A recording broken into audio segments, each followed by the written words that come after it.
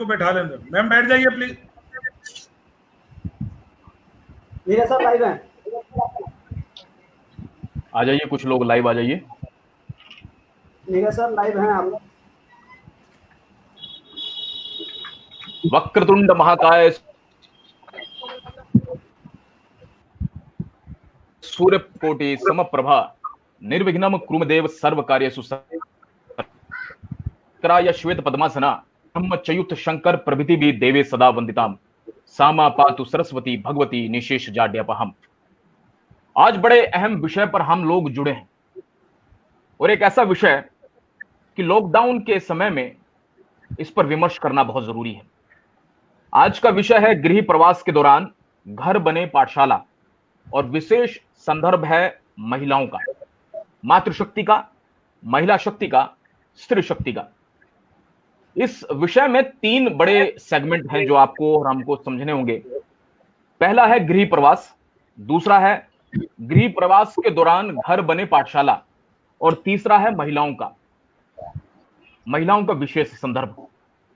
महिलाओं का विशेष संदर्भ इसलिए क्योंकि महिलाएं हमारी मातृशक्ति, हमारी महिला शक्ति, हमारी स्त्री शक्ति के संस्कार ही किसी घर को पाठशाला बनाते हैं। उसका वात्सल्य ही किसी घर को पाठशाला और गृह प्रवास को एक सकारात्मक दृष्टिकोण देता है।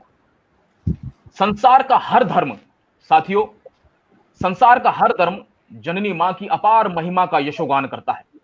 हर धर्म और संस्कृति में मां के अलौकिक गुणों और रूपों का उल्लेखनीय वर्णन मिलता है। हिंदू धर्म में देवियों को मां कहकर पुकारा गया है, और साथियों ऋग्वेद में मां की महिमा का यशोगान कुछ इस प्रकार किया गया है कि हे उषा के समान प्राणदायिनी मां, हमें महान सन्मार्ग पर चलने के लिए प्रेरित करो। तुम हमें नियम परायण बनाओ, हमें यश और अद्वितीय ऐश्वर्य प्रदान करो। सामवेद में एक प्रेरणादायक मंत्र मिलता है जिसका अभिप्राय है, हे जिज्ञासु पुत्र, तू माता की आज्ञा का पालन कर, अपने दुराचरण से माता को कष्ट मत दे, अपनी माता को अपने समीप रख, मन को शुद्ध और आचरण को ज्योति को प्रकाशित कर। श्रीमद् भागवत पुराण में उल्लेख मिलता है कि माताओं की सेवा से मिला आशीष 7 जन्मों के कष्टों एवं पापों को दूर कर सकता है, और उसकी भावनात्मक शक्ति संतान के लिए सुरक्षा का कवच के कार्य करती है। इसके साथ ही श्रीमद् भागवत में कहा गया है कि मां बच्चे की प्रथम गुरु होती है। आप सबको याद होगा महाभारत काल की एक घटना, जब युधिष्ठिर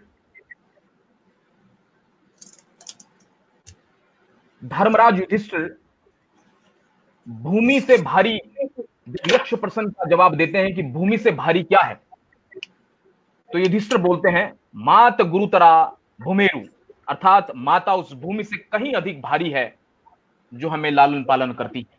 तो माता ही सबसे बड़ी भार है, माता ही सबसे बड़ी सकारात्मक दृष्टिकोण देने वाली शख्सियत हमारे बीच में होती है। महाकाव्य रचित महर्षि वेदव्यास ने मां के बारे में लिखा है, नास्ति मातृसमा छाया, नास्ति मातृसमा गति, नास्ति मातृसमा यात्राण, नास्ति मातृसमा प्रिया।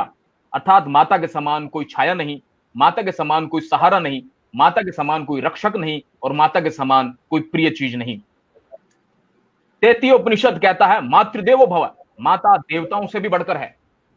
तो जब हम गृह प्रवास के दौरान घर बने पाठशाला की बात करते हैं तो मातृत्व की, स्त्रीत्व की और मातृशक्ति की बहुत बड़ी भूमिका होती है। और आज इसी विषय पर पुनरुत्थान ट्रस्ट का यह विमर्श द्वितीय आपके सम्मुख है। आप देख रहे हैं हमारी स्क्रीन पर तमाम अपनी अपनी विषय, अपने अपने क्षेत्र की विशेषज्ञ मातृशक्ति हमारे बीच में मौजूद है। इससे पहले कि मैं आपका तारुफ करवाऊं, मैं आपको पुनरुत्थान की गतिविधियों से रूबरू कराने के लिए मैं दिलीप जी से निवेदन करता हूं कि वो अपना माइक खोल लें, और उसके बाद में आपको पुनरुत्थान के किए कार्यकलापों, उसके विजन मिशन से हम सबको रूबरू कराएं। हमारे बीच में प्रोफेसर दिलीप कुमार जी। जी नमस्कार, सभी का स्वागत है। Doctor Pranav Shukla, professor doctor Vinita Gupta, miss Poonam Singh और भाई डॉक्टर नीरज करण सिंह जी, आप सबको सादर प्रणाम और आपका स्वागत। कहते हैं नारी यस्तु पूज्यन्ते रमन्ते तत्र देवता, कि नारी की जहाँ पूजा होती है प्रभु राम वहीं निवास करते हैं। बात पुनरुत्थान की जा रही है, रिसर्जेंस की जा रही है। हमें लगता है कि आज सभी एक बार जन्म लेकर के तो इस दुनिया में आते ही हैं, किसी कारणवश या किसी विशेष वजह से यदि उनका उत्थान उस रूप में नहीं हो पाता, समाज के मूल धरा से नहीं जुड़ पाते, उनको दोबारा जोड़ने की जरूरत हम समाज के प्रबुद्ध लोगों को मिली है या मिलनी भी चाहिए। उसी क्रम में 2012 में पुनरुत्थान की शुरुआत 6 मई को की गई जामिया मिलिया इस्लामिया के डिपार्टमेंट ऑफ पॉलिटिकल साइंस के प्रांगण में। बड़ा ही रोचक शुरुआत थी। मैं अंतर्राष्ट्रीय संबंधों की क्लास, इंटरनेशनल रिलेशंस की क्लास जामिया मिलिया इस्लामिया में ले रहा था, मास्टर्स की। वहाँ पर एक दिव्यांग विद्यार्थी जो विशेष तौर पे उसके देखने की जो शक्ति थी वो बाधित थी, वो मास्टर्स का मेरा आईआर का विद्यार्थी था। और जब क्लास मेरी 1 घंटे की पूरी हुई, लगभग 350 लोगों की संख्या थी और दूरस्थ अध्ययन के छात्र सारे वहाँ पर छात्र छात्राएं मौजूद थे। और जब वो क्लास ओवर हुई और जिस तरीके से मेरी पढ़ाने की अपनी प्रक्रिया रहती है, जो सबको एक एक करके देखना और उनसे बातचीत करना कि जो मैं उनको डिलीवर करना चाहता हूँ या कर पा रहा हूँ वो उनको समझ में आ रहा है कि नहीं। वो विद्यार्थी आकर के रोने लगा और पहली बार इस तरीके से वो भावुक होकर के बोला कि सर, पहली बार इस मास्टर तक की जर्नी में किसी शिक्षक ने आकर मुझे नज़दीक से मेरी अपनी सारी बाधाओं को दरकिनारे करते हुए बिना डिस्क्रिमिनेशन के मुझसे अपनापन दिखा करके हर एक चीज पूछा, मेरे हर एक डाउट्स को क्लियर किया। बहुत बहुत धन्यवाद सर। मुझे लगता है कि हमें इस तरह की बाधाएं आगे भविष्य में ना आए, हमें कुछ ऐसा मुहिम शुरू करना चाहिए और इसको लेकर के हमें काम करना चाहिए। आज जो लड़का अंकित कुमार गौड़, जो पूर्व में इस संस्था का जनरल सेक्रेटरी था, आज डीवाईसी है, डिस्ट्रिक्ट यूथ कोऑर्डिनेटर, मुरादाबाद में पोस्टेड है, गवर्नमेंट ऑफ इंडिया के जॉब में है, एक गस्टेड पोस्ट है। खुशी इस बात की है कि इस तरह के क्रम से हम लोगों की शुरुआत होती है, लगभग दिव्यांग भाई बहनों के लिए काम करते करते। और आज पुनरुत्थान दिव्यांग भाई बहनों के लिए पूरे भारत में एक अम्ब्रेला बॉडी की तरह कार्य करता है। लगभग 1000 संस्थाएं ऐसी हैं जो दिव्यांग भाई बहनों के लिए काम करती हैं और उन सभी संस्थाओं के अम्ब्रेला बॉडी के तौर पे पुनरुत्थान कार्य करता है। इसके अलावा पुनरुत्थान पर्यावरण के लिए कार्य करता है। 2 ऐसे आश्रम हैं जहां पर एक में बालक रहते हैं, एक में बालिकाएं रहती हैं। उनके शिक्षा दीक्षा का सारा जो जिम्मेदारी है पुनरुत्थान जो ये एनजीओ है, ट्रस्ट है, ये करता है। कैसे होता है, प्रभु की इच्छा है, हमें नहीं पता। आज तक हमें बाहर से कोई फंड दे ऐसा हमें लगा नहीं। हम स्वयं में जितने लोग हैं, इसकी संख्या अब लगभग पूरे भारतवर्ष में 5000 से अधिक हो गई है लोगों की इसके साथ जुड़ने की। इसमें कई सारे पैनल ऐसे हैं, भाई नीरज करण सिंह जी हैं, मैडम विनीता हैं, जिन्होंने उस संस्था को आकर के आशीर्वाद दिया है और उस संस्था ने उस रूप में आगे कार्य करते रहने का एक संकल्प लिया है और संकल्प करता रहता है। एक बहुत अनोखा प्रयोग भी हम लोगों ने किया, 2-3 अंतर्राष्ट्रीय हम लोगों ने सेमिनार्स किए इसमें, जिसमें बहुत बड़े लोगों को शामिल किया गया। इस संस्था के जो संरक्षक हैं, जो पैटर्न हैं, वो आईएमसी के former director general KG Suresh, professor KG Suresh ji हैं। इस संस्था के उपाध्यक्ष के तौर पे प्रोफेसर भाई नीरज करण सिंह जी बैठे हैं। कार्यकारिणी सदस्य के रूप में और जनरल सेक्रेटरी के रूप में यहाँ राकेश जी, जो पीछे से सारा हैंडल कर रहे हैं, तकनीकी सहायता हमें पहुंचा रहे हैं। इसके अलावा विनीता मैम का गाय बगाए जब भी हम लोगों को जरूरत पड़ती है संस्था को मैडम आशीर्वाद देने के लिए आती हैं, रास्ता दिखाने के लिए आती हैं, तो मैम का बहुत बहुत स्वागत और धन्यवाद। हमने पहली बार 24 दिसंबर 2014 को जब प्रधानमंत्री माननीय मोदी जी ने दिव्यांग शब्द का प्रयोग किया था, तब हमने एक सेमिनार गांधी पीस फाउंडेशन में किया था और उसमें लगभग बहुत सारे गणमान्य व्यक्ति वहां उपस्थित थे। मनोज पटेरिया निस्केयर के chairman, professor KG Suresh, professor Krishnatre, ये सभी लोग वहां पर उपस्थित थे। दूसरा जो कार्यक्रम हमने किया जेएनयू और आईएमसी और पुनरुत्थान के संयुक्त तत्वाधान में हुआ। भाई नीरज करण सिंह जी वहां पर भी मौजूद थे। मॉडरेटिंग का काम ये लगभग सभी पुनरुत्थान के कार्यक्रमों में करते रहते हैं, दायित्व इनका उस रूप में रहता है। और चूंकि ये उसके संरक्षक भी हैं, एक तरह से कह सकते हैं उसके पालक भी हैं किसी न किसी रूप में। उनकी जब भी पुनरुत्थान को जरूरत पड़ती है हर एक तरीके से मदद। नीरज करण सिंह जी, मैडम विनीता बहन, यहाँ डॉक्टर प्रोनु शुक्ला बैठी हैं, पूनम सिंह जी बैठी हैं, सब लोग किसी न किसी रूप में उसको हमेशा ही सहायता करते रहे हैं। आज का जो विषय है, इस विषय के संदर्भ में भी हम लोग बात करेंगे, लेकिन जो इसका विजन है सर्विंग फॉर नीडी पीपल, ये पर्यावरण को लेकर के, नशा मुक्ति से लेकर के, हमने अमर ज्योति चैरिटेबल ट्रस्ट के साथ मिलकर के एक वर्कशॉप किया, दिव्यांग ट्रेनिंग प्रोग्राम किया, जिसमें वर्तमान आईपी के रजिस्ट्रार नितिन मलिक जी भी उपस्थित थे। आरपी सिंह जी जो जेएनयू के सोशियोलॉजी के प्रोफेसर हैं, वो खुद भी एक दिव्यांग हैं, लेकिन उन्होंने बड़े अच्छे ढंग से पुनरुत्थान को सहारा दिया है, संभाला है।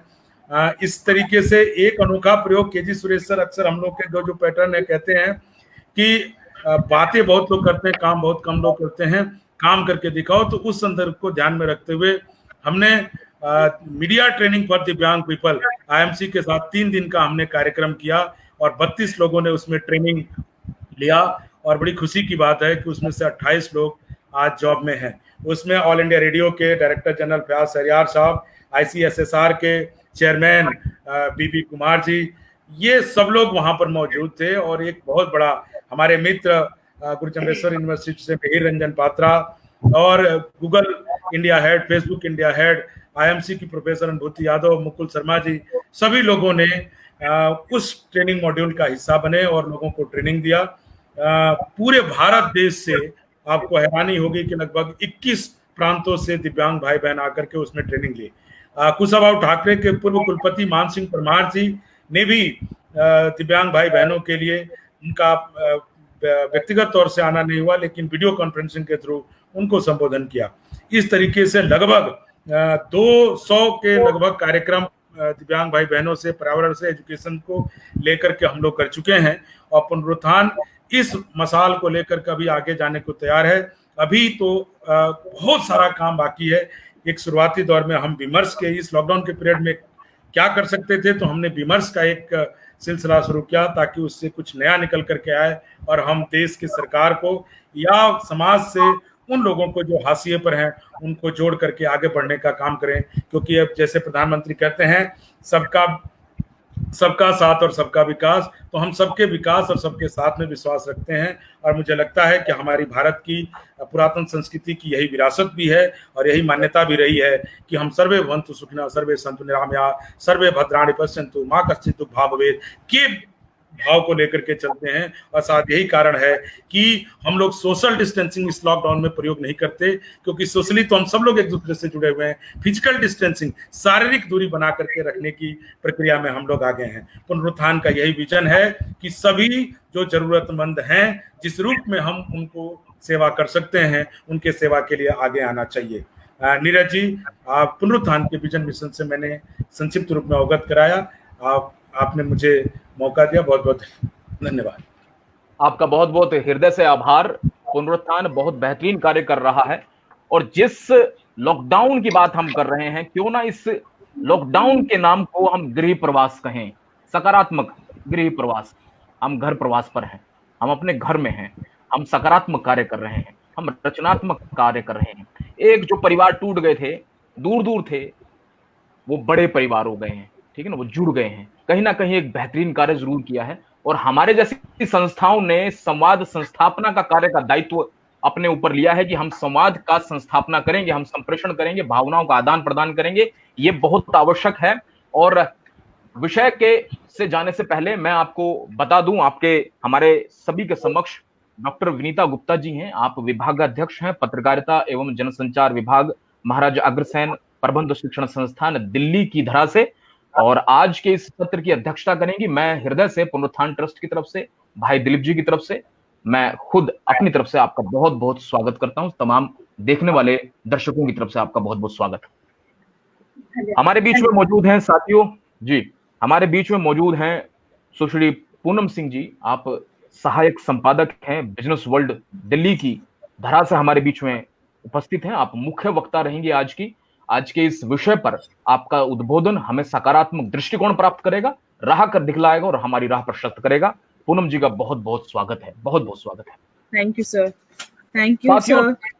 जी बहुत बहुत धन्यवाद। साथियों सीधे लिए चलता हूं आपको रणबांकुरों की भूमि पर जयपुर, संस्कृति, सद्भावना, सभ्यता की भूमि जयपुर की भूमि से हमारे बीच में डॉक्टर पूर्णो शुक्ला जी हैं, सहायक प्राध्यापक हैं हिंदी विभाग जीजी कॉलेज जयपुर से। आपका पुनरुत्थान ट्रस्ट और हम सभी जितने भी पदाधिकारी हैं, सभी सदस्य आपका बहुत बहुत स्वागत करते हैं और दर्शकों की तरफ से भी अभिनंदन अभिवंदन। धन्यवाद जी अभी कुछ देर बाद में हमारे पास साथ में साधना श्रीवास्तव से जुड़ पाएंगी, क्योंकि टेक्निकल एरर का दौर है।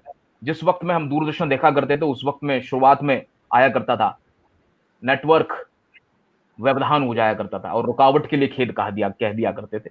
तो अब रुकावट का वो खेद दूर हो जाए, उसके बाद में साधना जी हमारे साथ में जुड़ेंगी प्रयागराज की धरती से, और दिलीप जी से अपना उद्बोधन हमने सारा सुना। आगे मैं आपको मुख्य वक्ता की ओर जोड़ता हूं और मातृत्व के बारे में एक बात कहते हुए, वेदों में कहा गया है कि प्रशस्ता धार्मिकी विदुषी माता विद्यते यस्य स मातृमान, अर्थात धन्य वह माता है जो गर्भवान से लेकर तब तक पूरी विद्या ना हो तब तक सुशीलता का उपदेश देती है। मां सबसे बड़ी है, मां ही घर को पाठशाला बना सकती है, मां ही संस्कार का सबसे बड़ी शक्तिपुंज है, सबसे बड़ी ऊर्जा है। मां ही गृह प्रवास और लॉकडाउन के समय में हमें रचनात्मक कार्य से जोड़ सकती है। साथियों मैं निवेदन करता हूं हमारे बीच में मौजूद श्री पूनम जी से कि वो आज के इस विषय पर मुख्य वक्ता के तौर पर हमारा मार्ग प्रशस्त करें। Poonam Singh ji. Thank you sir, बहुत बहुत धन्यवाद सर।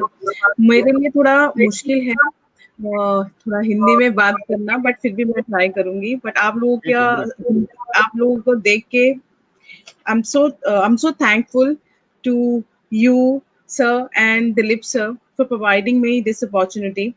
लास्ट 2 महीने से हम लोग घर में हैं, घर में काम, हम इस पेंडेमिक सिचुएशन ने हमें लॉक कर दिया है घर में। But it's don't think about this is a locking situation, just think about that it's a opportunity for us, for all the women. हमारे लिए एक अच्छी अपॉर्चुनिटी बन गया है, बिकॉज पहले हम ना टाइम दे पाते थे अपनी फैमिलीज को, ना अपने बच्चों को टाइम दे पाते थे। लेकिन वो कहते हैं ना, हर चीज के प्रोज एंड कॉन्स भी होते हैं, अच्छा भी होता है बुरा भी होता है। अच्छा इसलिए है क्योंकि हम ज्यादा समय अपना व्यतीत कर पा रहे हैं अपनी फैमिली के साथ, बच्चों को टाइम दे पा रहे हैं, अपने हस्बैंड को टाइम दे पा रहे हैं, अपनी फैमिली को टाइम दे पा रहे हैं। ठीक है, क्योंकि हम लोग अपनी फैमिलीज के साथ रहते हैं। लेकिन व्हाट अबाउट देम, जो हमारी हाउस में घर में आते थे, जो एक तरह से हमारी फैमिली का हिस्सा थे, लेकिन उनके साथ बहुत डोमेस्टिक वायलेंस के केसेस मैंने सुने हैं, और वो लोग घर से निकलने के लिए रेडी हैं। वो कह रहे हैं ठीक है, हमें आप पैसे मत दीजिए, हमें आप कम सैलरी दे दीजिए, लेकिन हमें अपने घर में आने दीजिए, क्योंकि बहुत ही डोमेस्टिक वायलेंस बढ़ गया है उन लोगों के खिलाफ। कानून ने बहुत सारे रूल्स बनाए हैं गवर्नमेंट ने, जैसे कि सबसे पहला रूल है बेटी को 50% का भागीदारी देना अपने घर में से। शायद इन्हीं सभी रूल्स के, ये सब रूल्स इसलिए निकल के आए हैं क्योंकि लड़कियों को कभी भी एक हिस्सा नहीं माना जाता था अपने परिवार का। लेकिन आजकल बहुत चीजें चेंज हो गई हैं। इस पेंडेमिक सिचुएशन में बहुत कुछ सीखने को भी मिला है, क्योंकि घर में रह के हमने ये देखा है कि हमें काम के साथ साथ अपनी फैमिली के साथ साथ, लेकिन कहीं ना कहीं फिर भी वही रह जाता है, हम लोग डिप्रेस हो जाते हैं, एंजाइटी हो जाती है हमारे मन में कि शायद हम अपना 100% नहीं दे पा रहे हैं। हम किस तरह से अपना 100% दे के अपनी फैमिली को हैप्पी रख सकते हैं। हम See, because being a 24/7 working, because हमारा जो website है, it's 24/7 running, and I'm the digital head, and I have the responsibility to take care of the entire website. And these time, because this situation is creating lots of, not exactly chaos, because we are in the situation of third world war, right? हम एक तरह से third world war की situation में आ गए हैं। तो कहीं ना कहीं कोई ना कोई न्यूज आता ही रहता है। तो इस तरह से प्रेशर बन जाता है कि तो सम टाइम आई थॉट कि चलो ठीक है, अब नहीं होता, मैनेज नहीं होता, रिजाइन कर दो। लेकिन शायद मेरी तरह काफी लोग ये सोचते होंगे कि नहीं ठीक है रिजाइन कर देते हैं, लेकिन रिजाइन करना इट्स नॉट अ सॉल्यूशन, क्योंकि हम लोग को डिप्रेशन। बट मैं बस एक यही रिक्वेस्ट करूंगी, जो भी फैमिली मेंबर्स हैं एक फीमेल वर्किंग वुमेन के, प्लीज आप लोग थोड़ा सपोर्ट कीजिए उनको, बिकॉज ये pandemic situation, we understand your problems, we are doing everything for you, but we expect something, not many things, but we are also expecting something to be happen with us, because we are depressed, our mood swings and many things are happening with us, because same times people are saying, suppose TV पे निर्मला सीतारमन जी जब 20 लाख करोड़ का package announce किया था PM Modi ji ने, उसके बाद 5 दिन तक एफएम सीतारमन जी लगातार टीवी पे आई थी। लगातार टीवी पे आने के बाद हम लोग का क्या बाउंडेशन बन जाता है, सो हम लोग के लिए बहुत कम टाइम रह जाता है फैमिली के साथ।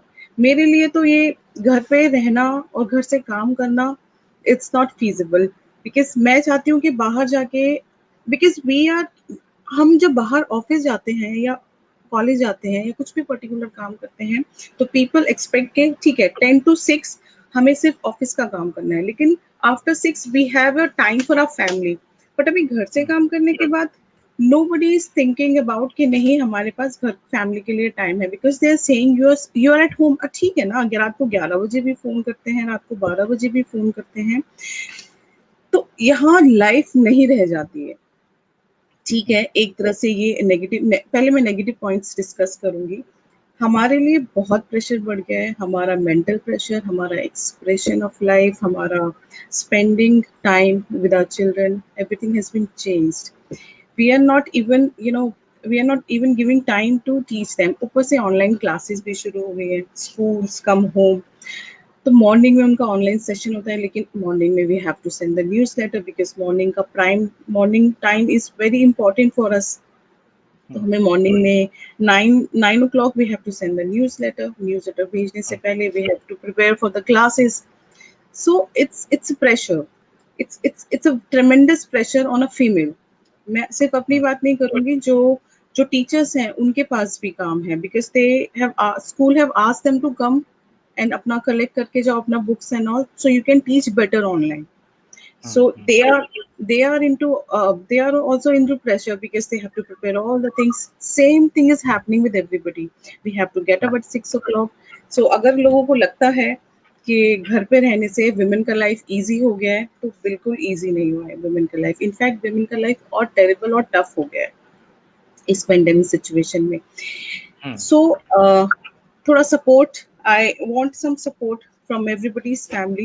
I'm not saying that ठीक है you guys are supporting, but still I request please help them, at least एक चाय जो सुबह की या दोपहर की जो मिल जाए, और प्लीज अंडरस्टैंड अपनी वाइफ को या फिर अपनी जो भी घर में वर्किंग है sister, it's not about wife, it's about sister, या जो भी कोई आपके घर में एक वर्किंग वुमन है उसका सपोर्ट कीजिए, उसका हेल्प कीजिए।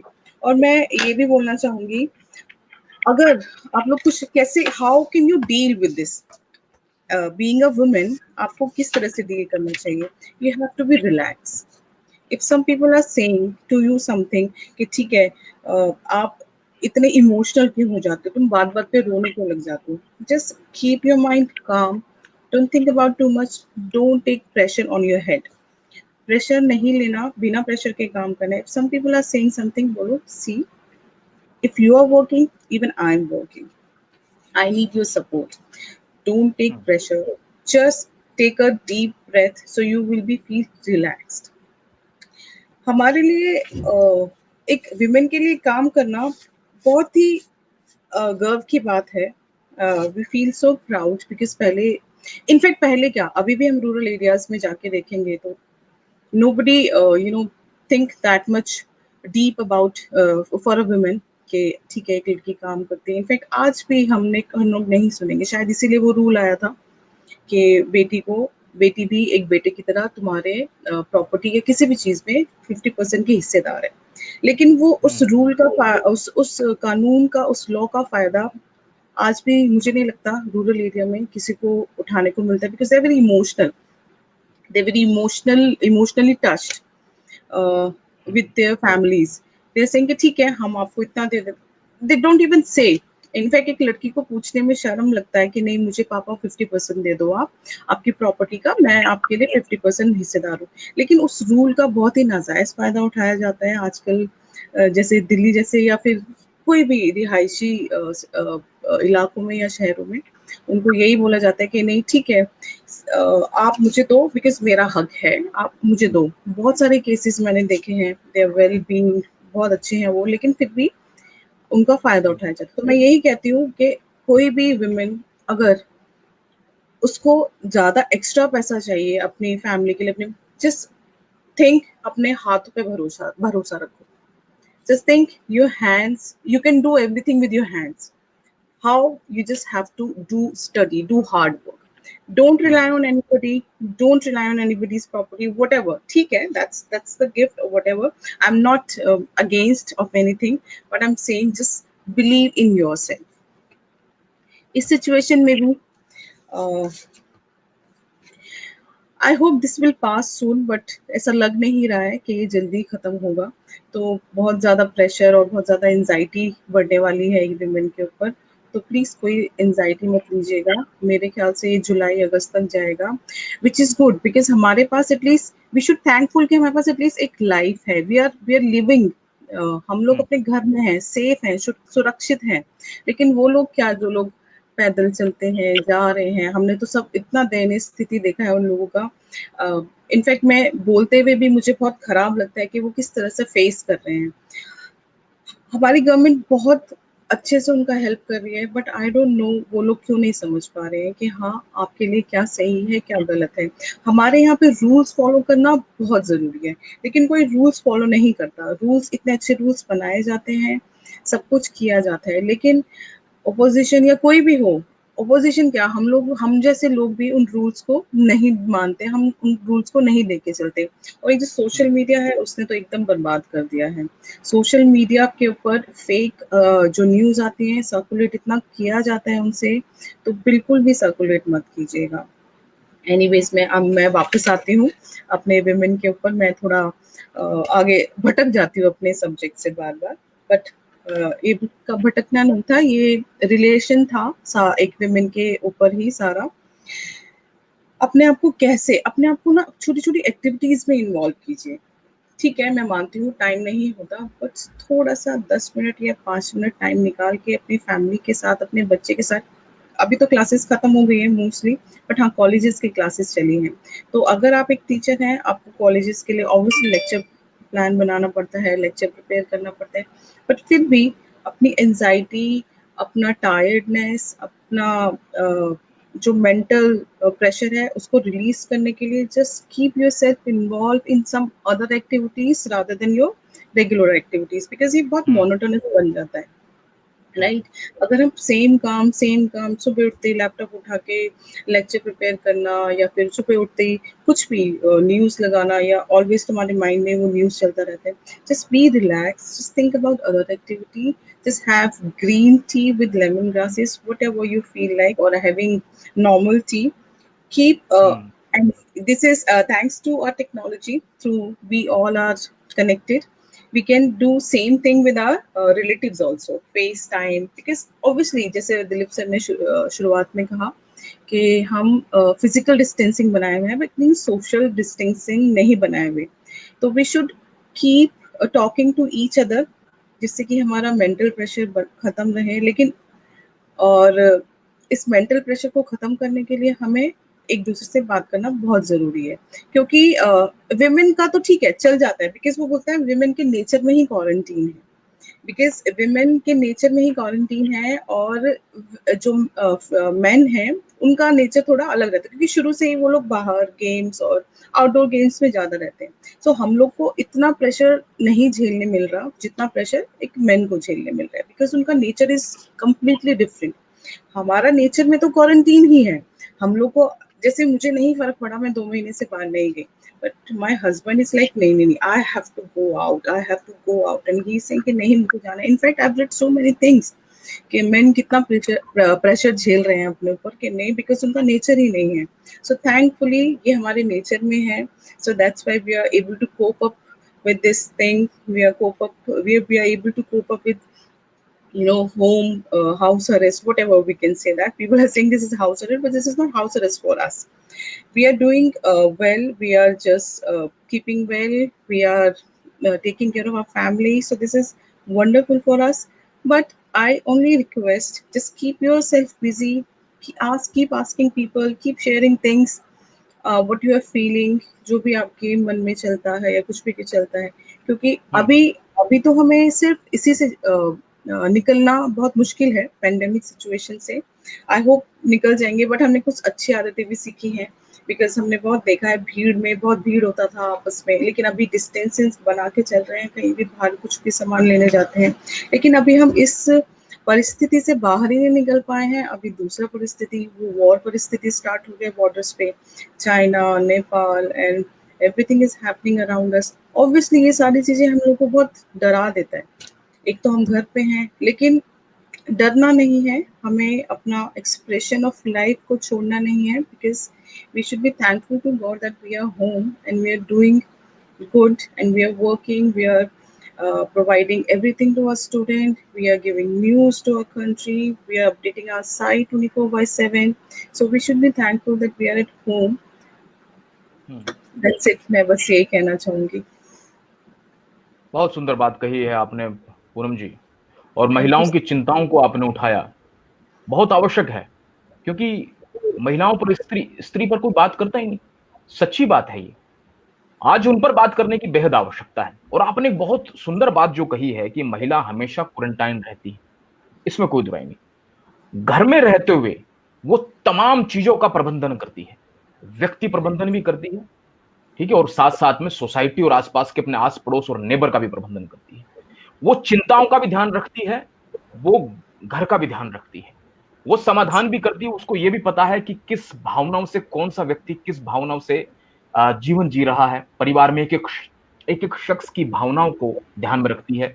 छोटे बच्चों को पढ़ाती है तो बड़े जो घर में हैं उनका ख्याल भी रखती है। माँ से बड़ा प्रबंधक कोई नहीं। हम मैनेजर और मैनेजमेंट सीखते जरूर हैं, लेकिन एक बार अगर घर में माँ के मैनेजमेंट को सीख ले, स्त्री के मैनेजमेंट को सीख ले, महिलाओं के हमारे आसपास जो महिला अलग अलग रूप में प्रतिरूप में हमारे बीच में मौजूद हैं, उनके प्रबंधन को सीख लें, तो शायद मुझे नहीं लगता कि किसी विद्यालय या किसी महाविद्यालय का रुख करना पड़ेगा, क्योंकि उनका प्रबंधन सबसे मजबूत है।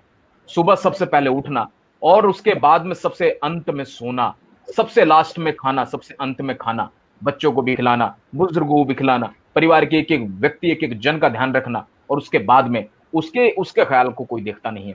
यही कारण है कि वही एक महिला, वही एक स्त्री, वही एक माँ पूरे परिवार को पाठशाला बना देती है, सिखाती है, प्रतिपल सिखाती है, हर क्षण सिखाती है, और वो सिखाने की सबसे बड़ी धुरी है। अंबेडकर साहब ने एक बात बड़ी सुंदर कही है। उन्होंने कहा है कि किसी समाज या किसी परिवार के संस्कारों को और उसके प्रवृत्ति को अगर समझना हो, तो उस घर में या उस समाज में किस तरह की सूचना का प्रवाह होता है, इंफॉर्मेशन फ्लो किस तरह का होता है, इसकी स्टडी कर लीजिए तो पता लग जाएगा कि परिवार क्या है और समाज क्या है। समाज को स्टडी करना है तो सूचना के प्रवाह को समझ लीजिए, परिवार को समझना है तो परिवार में हो रहे विचार के आदान प्रदान और उसको दिए जा रहे, बच्चों को दिए जा रहे संस्कारों को स्टडी कर ली तो पता लग जाएगा। ऐसा कैसे होता है कि पुलिस वाले के घर में सारे पुलिस अधिकारी होते हैं? ऐसा कैसे होता है कि डॉक्टर के घर में सारे डॉक्टर होते हैं? ऐसा कैसे होता है कि एक पत्रकार के घर में सारे के सारे पत्रकार हो जाते हैं? आने वाली तमाम जनरेशन पत्रकार होती है, क्योंकि माँ एक ऐसी शख्सियत है उस घर के अंदर जो उस घर को पाठशाला बना के चलती है। वही पाठशाला का सबसे पहली गुरु हमारी वही है। इसलिए वेद कहते हैं कि जब माँ के पेट में बालक उद्धृत होता है, तभी से वो वैदिक और तभी से वो संस्कृति, तभी से वो महापुराण उपनिषदों का पाठ करे तो बालक भी संस्कारित होता है। इसका मतलब उसी वक्त से ही वो एक शिक्षक के तौर पर हमारे बीच में मौजूद होती है। एक माँ हमारे बीच में एक शिक्षक के तौर पर है, एक गुरु के तौर पर है, एक पाठशाला के तौर पर। आपने तमाम चिंताओं की तरफ ध्यान आकृष्ट किया, आपने बहुत सारी राय भी दी, आपने चुनौतियों के बारे में बताया और उसके बाद में समाधान के बारे में बताया। इसे ही कहते हैं विमर्श के वक्ता प्रवक्ता। बहुत बहुत धन्यवाद पूनम सिंह जी, आपका हृदय से आभार। इन शब्दों के लिए। और मैं अगले वक्ता की तरफ रुख करता हूं और राकेश जी से मेरा निवेदन है कि वो पीछे मेरा ये पूरा कंट्रोल को देख रहे हैं, संभाल रहे हैं, और मेरा निवेदन है कि हमारे बीच में अब जो है प्रणव शुक्ला जी आ जाएं। प्रणव शुक्ला जी, बहुत बहुत स्वागत है आपका पुनः स्क्रीन पर जी। धन्यवाद सर, धन्यवाद।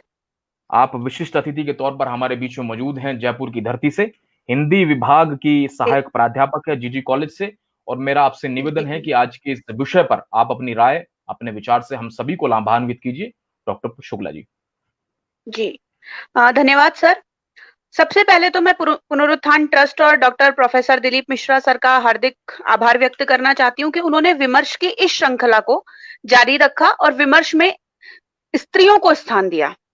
जो हम सोच पाते हैं कि जैसे मेरे विचार हैं जो अपने टॉपिक, एक तो ये टॉपिक बहुत अच्छा है मैं मुझे थोड़े प्रवास शब्द पर थोड़ी सी हल्की सी शंका है। मुझे लगता है कि ये शब्द गृहवास होना चाहिए।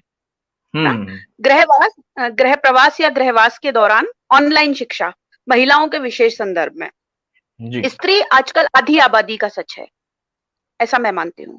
मैं मानती हूँ कि वो अंधेरे में अपना रास्ता टटोल रही है और पहले टटोल रही थी, अब उसे कहीं ना कहीं रास्ता मिल गया है। वो अपने अस्तित्व की पहचान करते हुए धीरे धीरे उठ खड़ी हुई है। आजकल स्त्री मैं स्त्री को दुर्गा के चरित्र से प्रतिकीर्तित करती हूँ। दुर्गा के जितने हाथ होते हैं, हमारी आज की स्त्री उतना ही काम कर रही है। आप कहीं ना कहीं मेरी इस बात से सरोकार रखेंगे कि पहले जो महिला होती थी वो गुंठनवती या घूंघट में होती थी, पूरे घर का काम करती थी, लेकिन आज की स्त्री जो है वो अपनी दहलीज को लांघकर, अपनी दहलीज को छोड़कर काम करने जा रही है, घर के बाहर निकल रही है, समाज को देख रही है, समाज में व्याप्त जो भी घटनाएं हैं उनको देख रही है। ऐसे समय में ये जो कोरोना आया है, स्त्री कहीं ना कहीं उससे प्रभावित भी हुई है। स्त्री सदैव घर में रहना चाहती है, ये उसकी मौलिक प्रवृत्ति है। हम लोग सभी लोग काम करते हैं, सब काम करते हैं, सब बाहर जाना चाहते हैं, सब घूमना भी चाहते हैं, लेकिन कहीं ना कहीं जो मूल प्रवृत्ति है वो ये है कि स्त्री घर में रहना चाहती है। इसके लिए उसके लिए घरवास या गृह प्रवास, लॉकडाउन कोई बड़ी विशेष बात नहीं है। लेकिन उसने कोरोना के दौरान जब वो घर में रही है, तो जब उसके छोटे बच्चे या उसके और भी घर के अतिरिक्त मेंबर, उसने उनको संस्कार दिए हैं, उसने संवारा है अपनी गृहस्थी को।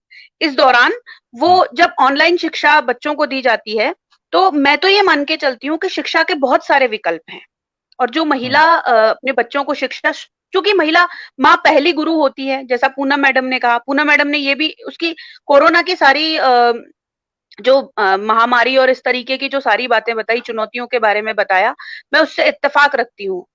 और मैं ये बात मान के चलती हूँ कि महिला परिवार की पहली गुरु महिला बच्चे की पहली गुरु होती है, उसको संस्कार देती है, को वो तरबियत देती है जिससे बच्चा बढ़ करके परिवार की दहलीज छोड़ करके और वो आगे बढ़ता है। बच्चे को क्या बनना है, कहाँ तक जाना है, ये उसकी माँ उसके गर्भ में ही वो संस्कार डाल देती है, जो जिससे बच्चा वहां तक पहुंच पाता है, ऐसा मेरा मानना है।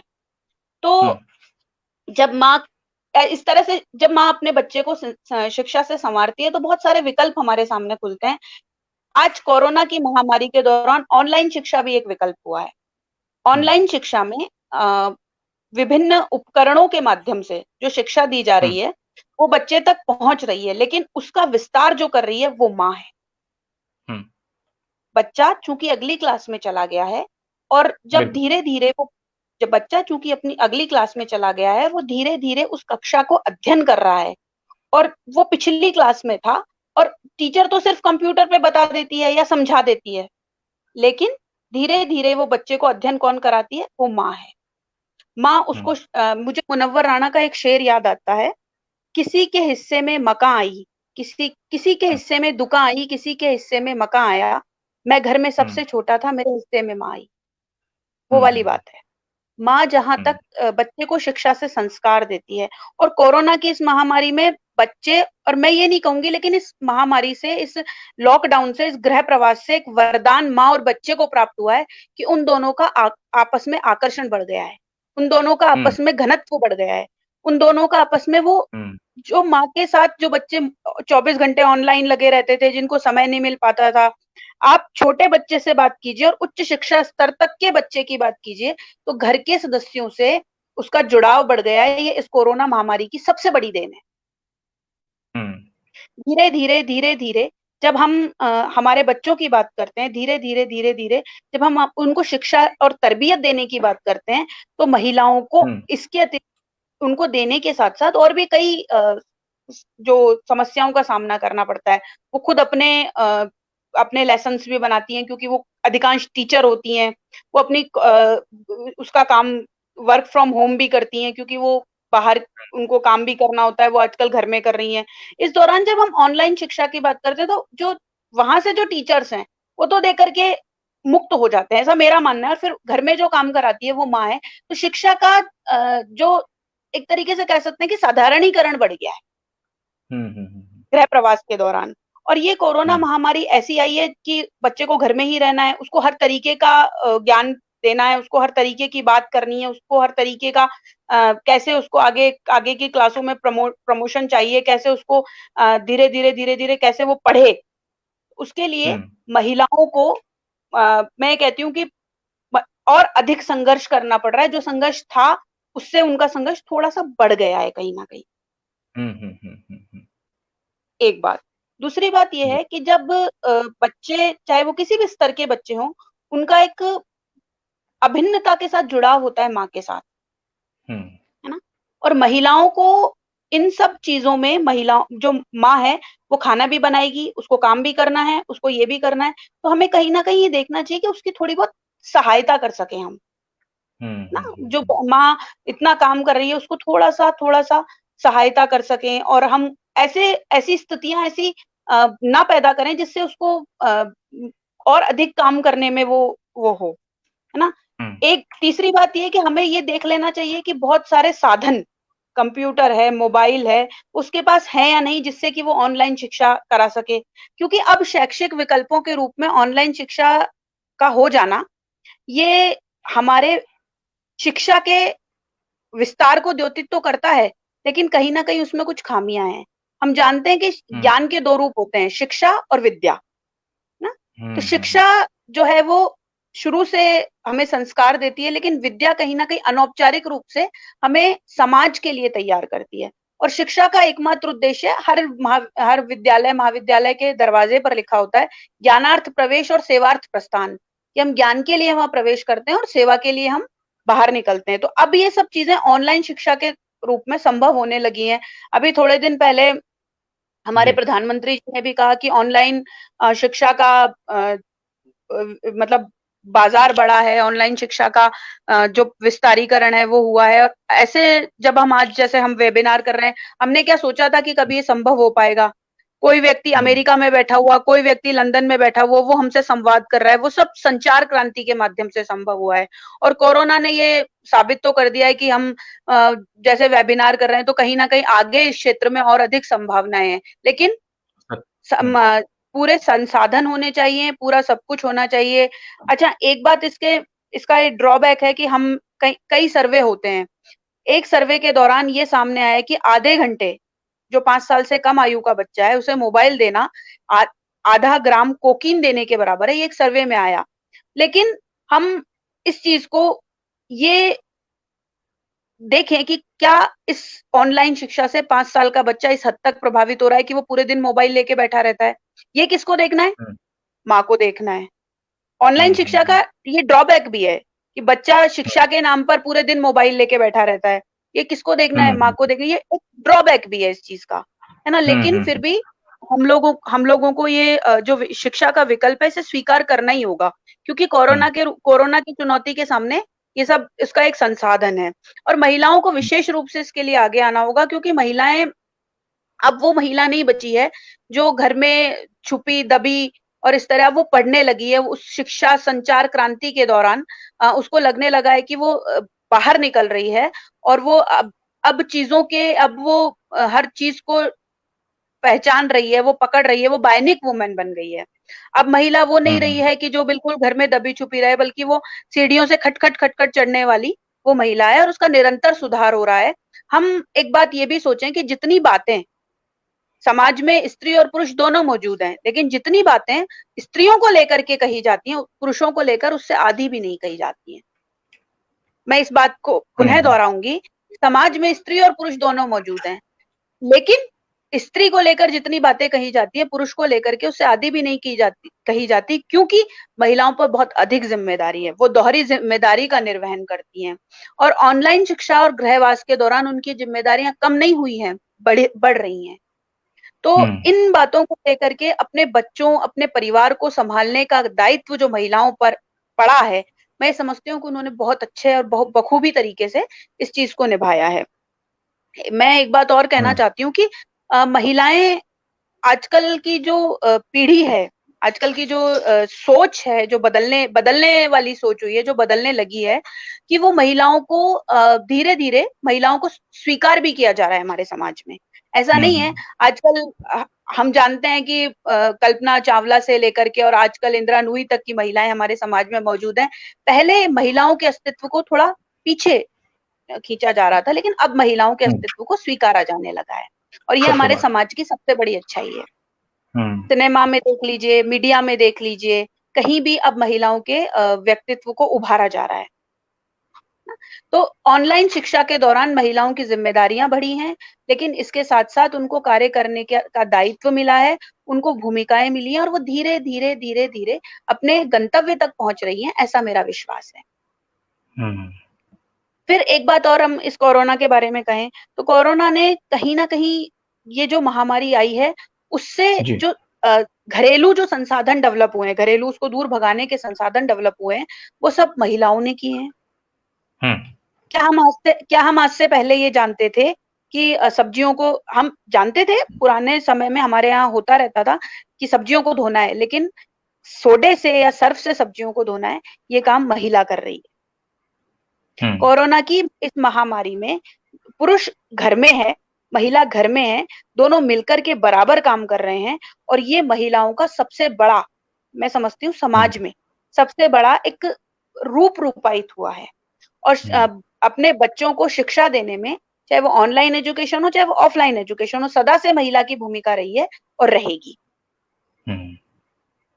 एक बहुत खूबसूरत सा शेर है, मौजे दरिया से ये कहता है समंदर का सुकून, मौजे दरिया से ये कहता है समंदर का सुकून, जिसमें जितना ज़र्फ है उतना वो खामोश है, जिसमें जितना ज़र्फ है उतना वो खामोश है। स्त्री इसी खामोशी के साथ धीरे धीरे अपना रास्ता बनाती चली जा रही है, धीरे धीरे वो अपने आप को परिवार से जोड़ती हुई समाज में अपने आप को प्रदर्शित कर रही है। और ऐसे में ऑनलाइन शिक्षा का विकल्प जो खुला है वो बहुत ही सराहनीय है, निश्चित रूप से सराहनीय। कुछ हर परंपरा को तोड़कर आती हुई हर चीज के विकल्प हैं, हर चीज का ड्रॉबैक है, लेकिन धीरे धीरे यदि उनको हटा दिया जाएगा तो हम कुछ और अधिक भी संभव कर सकते हैं। बिल्कुल सही बात है। मुझे ये लगता है जो महिलाओं का जो ये वर्चस्व समाज में बढ़ा है, धीरे धीरे उसको भी स्वीकार कर लिया जाएगा, और ऑनलाइन शिक्षा के द्वारा महिलाएं और अधिक शिक्षा भी हासिल कर सकेंगी, न केवल बच्चों को पढ़ा सकेंगी बल्कि और अधिक शिक्षा भी हासिल कर सकेंगी। और आजकल वास्तव में घर पाठशाला बन गया है, क्योंकि महिला पहले भी था, लेकिन महिलाएं घर को और घर से जुड़ी तमाम चीजों को अपने अंदर समेट रही है, वो बच्चों को पढ़ा भी रही है और खुद भी अपना काम कर रही है। भाई पहले हमारे यहाँ 4 आश्रमों की व्यवस्था की गई है, जिसमें पहला आश्रम जो होता था, जिसमें ब्रह्मचर्य पहला जो होता था, उसमें जो छात्र होता था उसको ब्रह्मचर्य गुरुकुल में जाकर के शिक्षा ग्रहण करनी होती थी। ये हमारे यहाँ पुरातन से व्यवस्था रही है। तो वो गुरुकुल में जाता था, वहाँ गुरुजी होते थे, गुरु माँ होती थी, और वो एक तरीके से घर जैसा उसका बन जाता था। जब वो अपने 25 वर्ष पूर्ण करने के बाद जब वो अपनी शिक्षा को समाज में लेकर आता था और फिर वो वहाँ प्रदर्शित करता था, तो अब कोरोना की इस बीमारी में घर एक पाठशाला का रूप ले रहा है, जिसमें शिक्षिका माँ है। एक धीरे धीरे एक जो हम पुरातन की तरफ लौट रहे हैं। दयानंद सरस्वती ने एक नारा दिया था, वेदों की ओर लौटो। वो वेदों की ओर लौटने के लिए इसीलिए कहते थे कि हम पुराने की तरफ लौटें, जो हमारे संस्कारों में है, जो हमारे पुराने शास्त्रों में लिखा गया है, हम उसकी तरफ लौटें। वो इसीलिए हम लौट रहे हैं कि जैसे पहले घर एक पाठशाला गुरुकुल एक घर की तरह होता था और वो घर पाठशाला होता था, उसमें बच्चे को सिर्फ केवल शिक्षा ही नहीं दी जाती थी, उसे विद्या दी जाती थी, उसे हर तरीके के संस्कार दिए जाते थे। कैसे उसको लड़ना है, कैसे उसको खाना पकाना है, कैसे उसको समाज में अपने वर्चस्व को की लड़ाई करनी है, कैसे उसको औषधियां बनानी है, कैसे उसको पत्तल बनानी है, सब संस्कार उसको गुरुकुल में दिए जाते थे। अब घर में भी उसको ये सब संस्कार दिए जा रहे हैं। शिक्षाएं चूंकि अब एक तरीके से किसी भी चीज का व्यापकीकरण हो गया है, बड़ा बन गया है, उसका उसका उसका शिक्षा का संप्रत्य भी अब बहुत बड़ा बन गया है। अब वो सब जो जो शिक्षा की जो अवधारणा है ना, वो केवल डिग्री पास करने की नहीं रही है। हमको अब सुधारात्मक शिक्षा की आवश्यकता है कि जिस तरीके से हम अपनी शिक्षा को, वो शिक्षा जो हमें सिर्फ न केवल एक परीक्षा में पास होने का ज्ञान दे, बल्कि हम उस शिक्षा की मांग करते हैं जो हमें समाज में अपने जीवन के लिए उपयोगी हो। और ऐसी शिक्षा मैं मानती हूँ सिर्फ घर में मिल सकती है, और शिक्षिका माँ हो सकती है और शिक्षक पिता हो सकता है। ऐसे कोरोना के दौर में ये शिक्षा मिली है, ये शिक्षा प्रभावी है, और ये शिक्षा सदैव प्रभावी रहेगी, ऐसा मैं समर्थन करती हूँ। बहुत बहुत धन्यवाद इस वक्तव्य के लिए, इस राह के लिए। और आपने बड़ी सुंदर बात जो कही कि महिलाओं के अस्तित्व को स्वीकारा जा रहा है, ये बिल्कुल सत्य है। और स्वीकार पौराणिक ऐतिहासिक दौर में भी स्वीकारा गया और आगे भी स्वीकारा जाता रहा करेगा। और कविता तिवारी जी की कवि, हाँ जी, क्या कुछ कहना चाहेंगे आप? बीच में महिलाओं को, जो महिलाएं समाज में जो काम कर रही थी, उनको पुरुष की दृष्टि में पहले कहीं ना कहीं बीच में, मैं ये नहीं कहती कि जब एक वैदिक युग था और उत्तर वैदिक युग आया, वेदों के बाद जो युग आया, उसके बाद कहीं ना कहीं महिलाओं की स्थिति में थोड़ा सा ह्रास होने लगा था। लेकिन अब जो है थोड़ी निम्नता आने लगी थी। लेकिन अब जो है, चूंकि महिला, अब समय की मांग है ये कि महिला और पुरुष दोनों को समान रूप से काम करना पड़ेगा। वो कहते हैं कि कौन सा आधा है ना, तो कि कौन सा आधा, 50-50, कौन सा आधा, बोले पूरा आधा। अब वो वाली स्थिति है ना। तो ऑनलाइन शिक्षा और ऑनलाइन इन सब चीजों के कारण अब महिला का वर्चस्व, मैं मानती हूँ कि समाज में बढ़ेगा। बहुत सुंदर बात कही। और कविता तिवारी की बहुत बढ़िया लाइनें हैं इस बात पर जो आप कह रही हैं, वो मैं जरूर कहना चाहूंगा कि जिम्मेदारियों का बोझ परिवार पे पड़ा तो ऑटो रिक्शा ट्रेन को चलाने लगी बेटियां। जी हाँ, साहस के साथ अंतरिक्ष तक भेद डाला, सुना वायुयान भी उड़ाने लगी बेटियां। और कितने उदाहरण ढूंढ कर लाऊं मैं आज, हर क्षेत्र में शक्ति आजमाने लगी बेटियां। वीर की शहादत पर अर्थी को कांधा देके अब शमशान तक भी जाने लगी बेटियां। तो बेटियों की शक्ति को, माँ की शक्ति को, स्त्रियों की शक्ति को कोई ना तो पहचान सका और ना पहचान सकता है।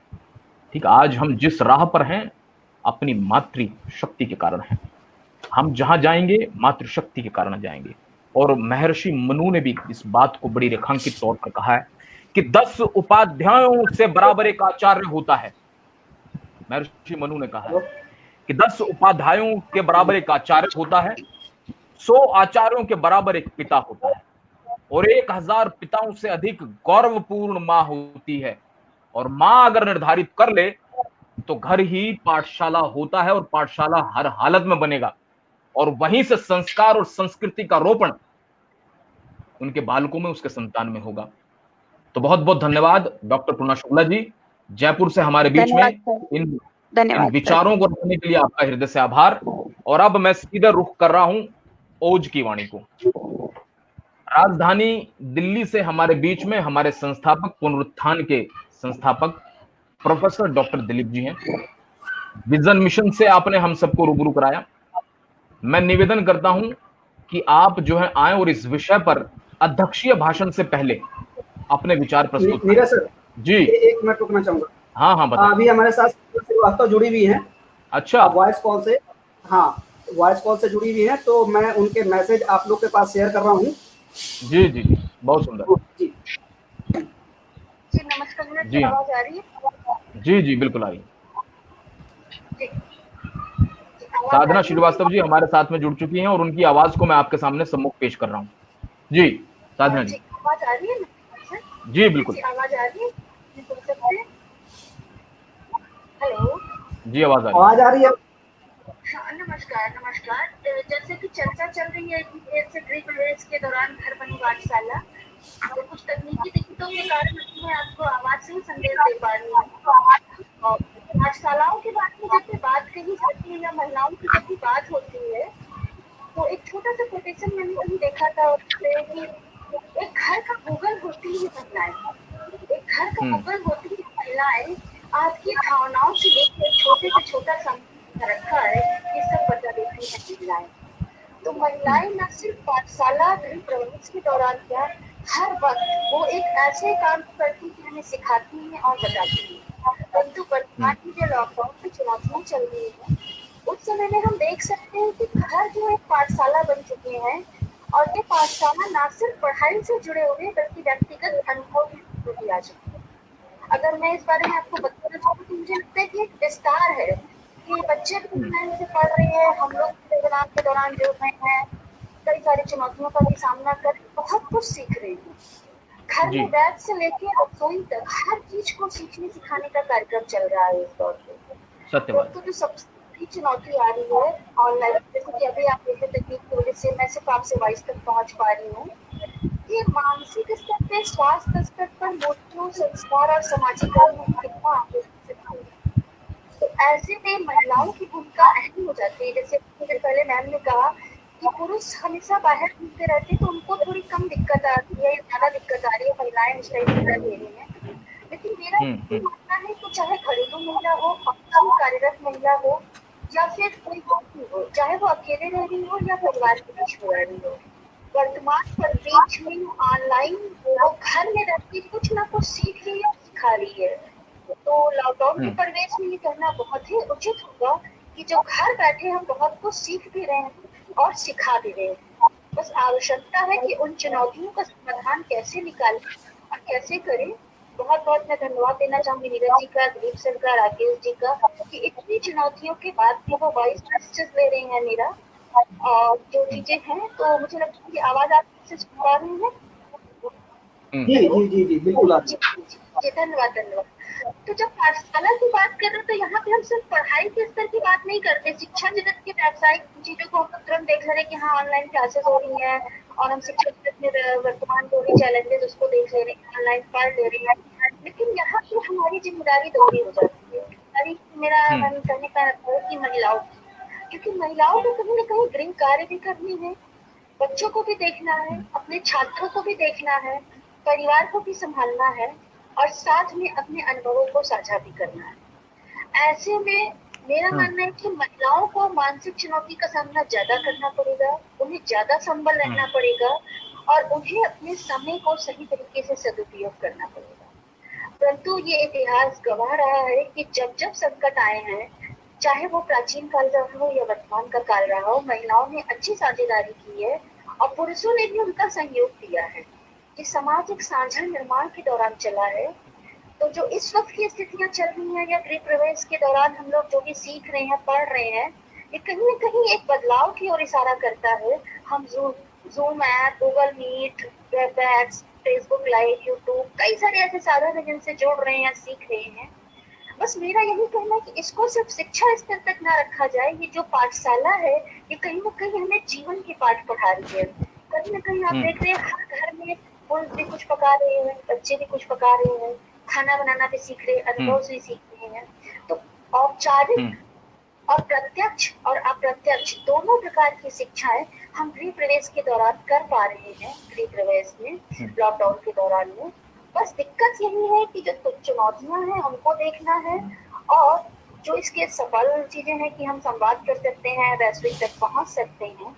और अंत में मेरा बस इतना ही सुझाव हो कि हमें 5W+1H यानी कब कहना है, क्या कहना है, कहाँ से कहना है, इस चीज का ध्यान रखना होगा। और जब घर में हम ये काम कर रहे हैं तो चुनौतियां बढ़ जाती, जैसे कि कई बार कुछ लापरवाही कर लेते कि हम तो घर से हैं, टाइम मैनेजमेंट नहीं कर पाते हैं। या एक चुनौती ये भी होती है कि बच्चों की दूसरी वक्त क्लास चल रही है, आपको दूसरी वक्त क्लास लेना है, आपके पति को भी ऑफिस का काम करना है। तो इन सारे में हम कैसे सामंजस्य बैठा सकते हैं, कैसे हम कर सकते हैं, इसमें महिलाओं की जिम्मेदारी बहुत अहम हो जाती है। तो मेरा इतना ही कहना है, बाकी आपके कोई सवाल है मैं जवाब दूंगी। बहुत बहुत धन्यवाद साधना जी, हमारे साथ में प्रयागराज की भूमि से। और आपने बहुत सुंदर बात की कि व्यक्ति निर्माण की भी धुरी जो है वो महिला है, संतान निर्माण की भी अहम धुरी जो है वो महिला है, परिवार का निर्माण भी एक महिला करती है, विद्यार्थी निर्माण का भी कार्य जो है महिला करती है। और जब वो शिक्षिका हो, आप जैसी शिक्षिका हो, और शुक्ला जी जैसी शिक्षिका हो, पूनम जैसी शिक्षिका हो, विनीता जी जैसी शिक्षिका हो, तो वो विद्यार्थी निर्माण का भी कार्य करती हैं। समाज निर्माण के भी धुरी का एक बहुत अहम हिस्सा जो है वो महिला सशक्तिकरण है, और राष्ट्र निर्माण जिसमें फलीभूत होता है। बहुत बहुत धन्यवाद साधना जी हमारे साथ में जुड़ने के लिए। और मैं अब जिस तरह मैंने पहले आपसे रिक्वेस्ट की थी उसी तरीके से आगे बढ़ने की कोशिश करता हूं, और मैं निवेदन करता हूं दिलीप जी से कि वो इस विषय पर अपनी राय प्रकट करें, और फिर उसके बाद में अध्यक्षीय भाषण विनीता जी का। दिलीप जी। जी, पुनः मुझे अवसर देने के लिए इस मंच पे, और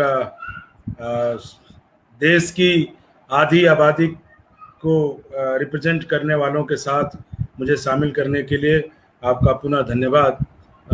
बड़ा खूबसूरत सा लाइन है कि कोई भी देश यश के शिखर पर तब तक नहीं पहुंच सकता जब तक उसकी महिलाएं कंधे से कंधा मिलाकर ना चलें।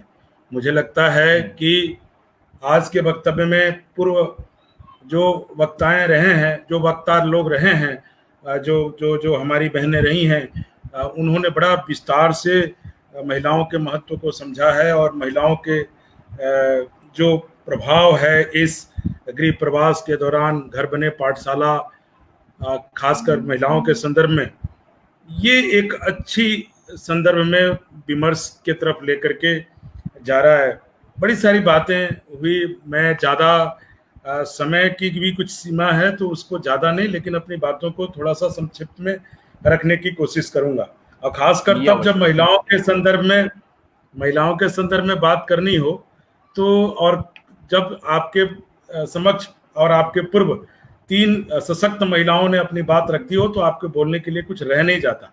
तो हाँ, लेकिन ये जरूर है कि जिस तरीके से गाड़ी चलती है तो पहिए का, दोनों पहियों का, या साइकिल चलती है तो दोनों पहियों का चलना जरूरी है। स्त्री अगर महत्व के प्रकाष्ठा को छुए, इसके लिए जरूरी है कि पुरुषों को भी उसके महत्व को समझना चाहिए। 2-3 बातें बड़ा मुखर तौर पे कहूँगा कि इस देश की, जैसे मैडम पूनम ने कहा और बड़ा सही कहा, कि ये बहुत सही है कि आज हम महिलाओं के संदर्भ में बात कर रहे हैं, लेकिन क्या प्रायोगिक तौर पे या सात्विक रूप से या अंदर से हम कुछ इस तरह के से करने में कामयाब हैं क्या, या हमारी नीयत साफ है क्या? क्या पितृात्मक जो समाज है, पितृसत्तात्मक जो समाज है, वो तैयार बैठा है क्या सुनने के लिए? ये कुछ एक प्रश्न है। घर पाठशाला अगर बना है तो मुझे अपने घर से भी याद है कि, या आप सब लोग अपने घर में भी इस बात को देख पा रहे हैं कि आज भी पुरुष की जो मानसिकता है वो कहीं ना कहीं वो टॉप में अपने आप को रखने की और महिलाओं को एक द्वितीय श्रेणी की नागरिक बना करके रखने की है। ये जरूर है कि आधी आबादी को जो लोग मुक्त कंठ से आगे ला करके अपने आवाज के माध्यम से, अपने वाणी के माध्यम से लाने की कोशिश कर रहे हैं, वो काबिले तारीफ है।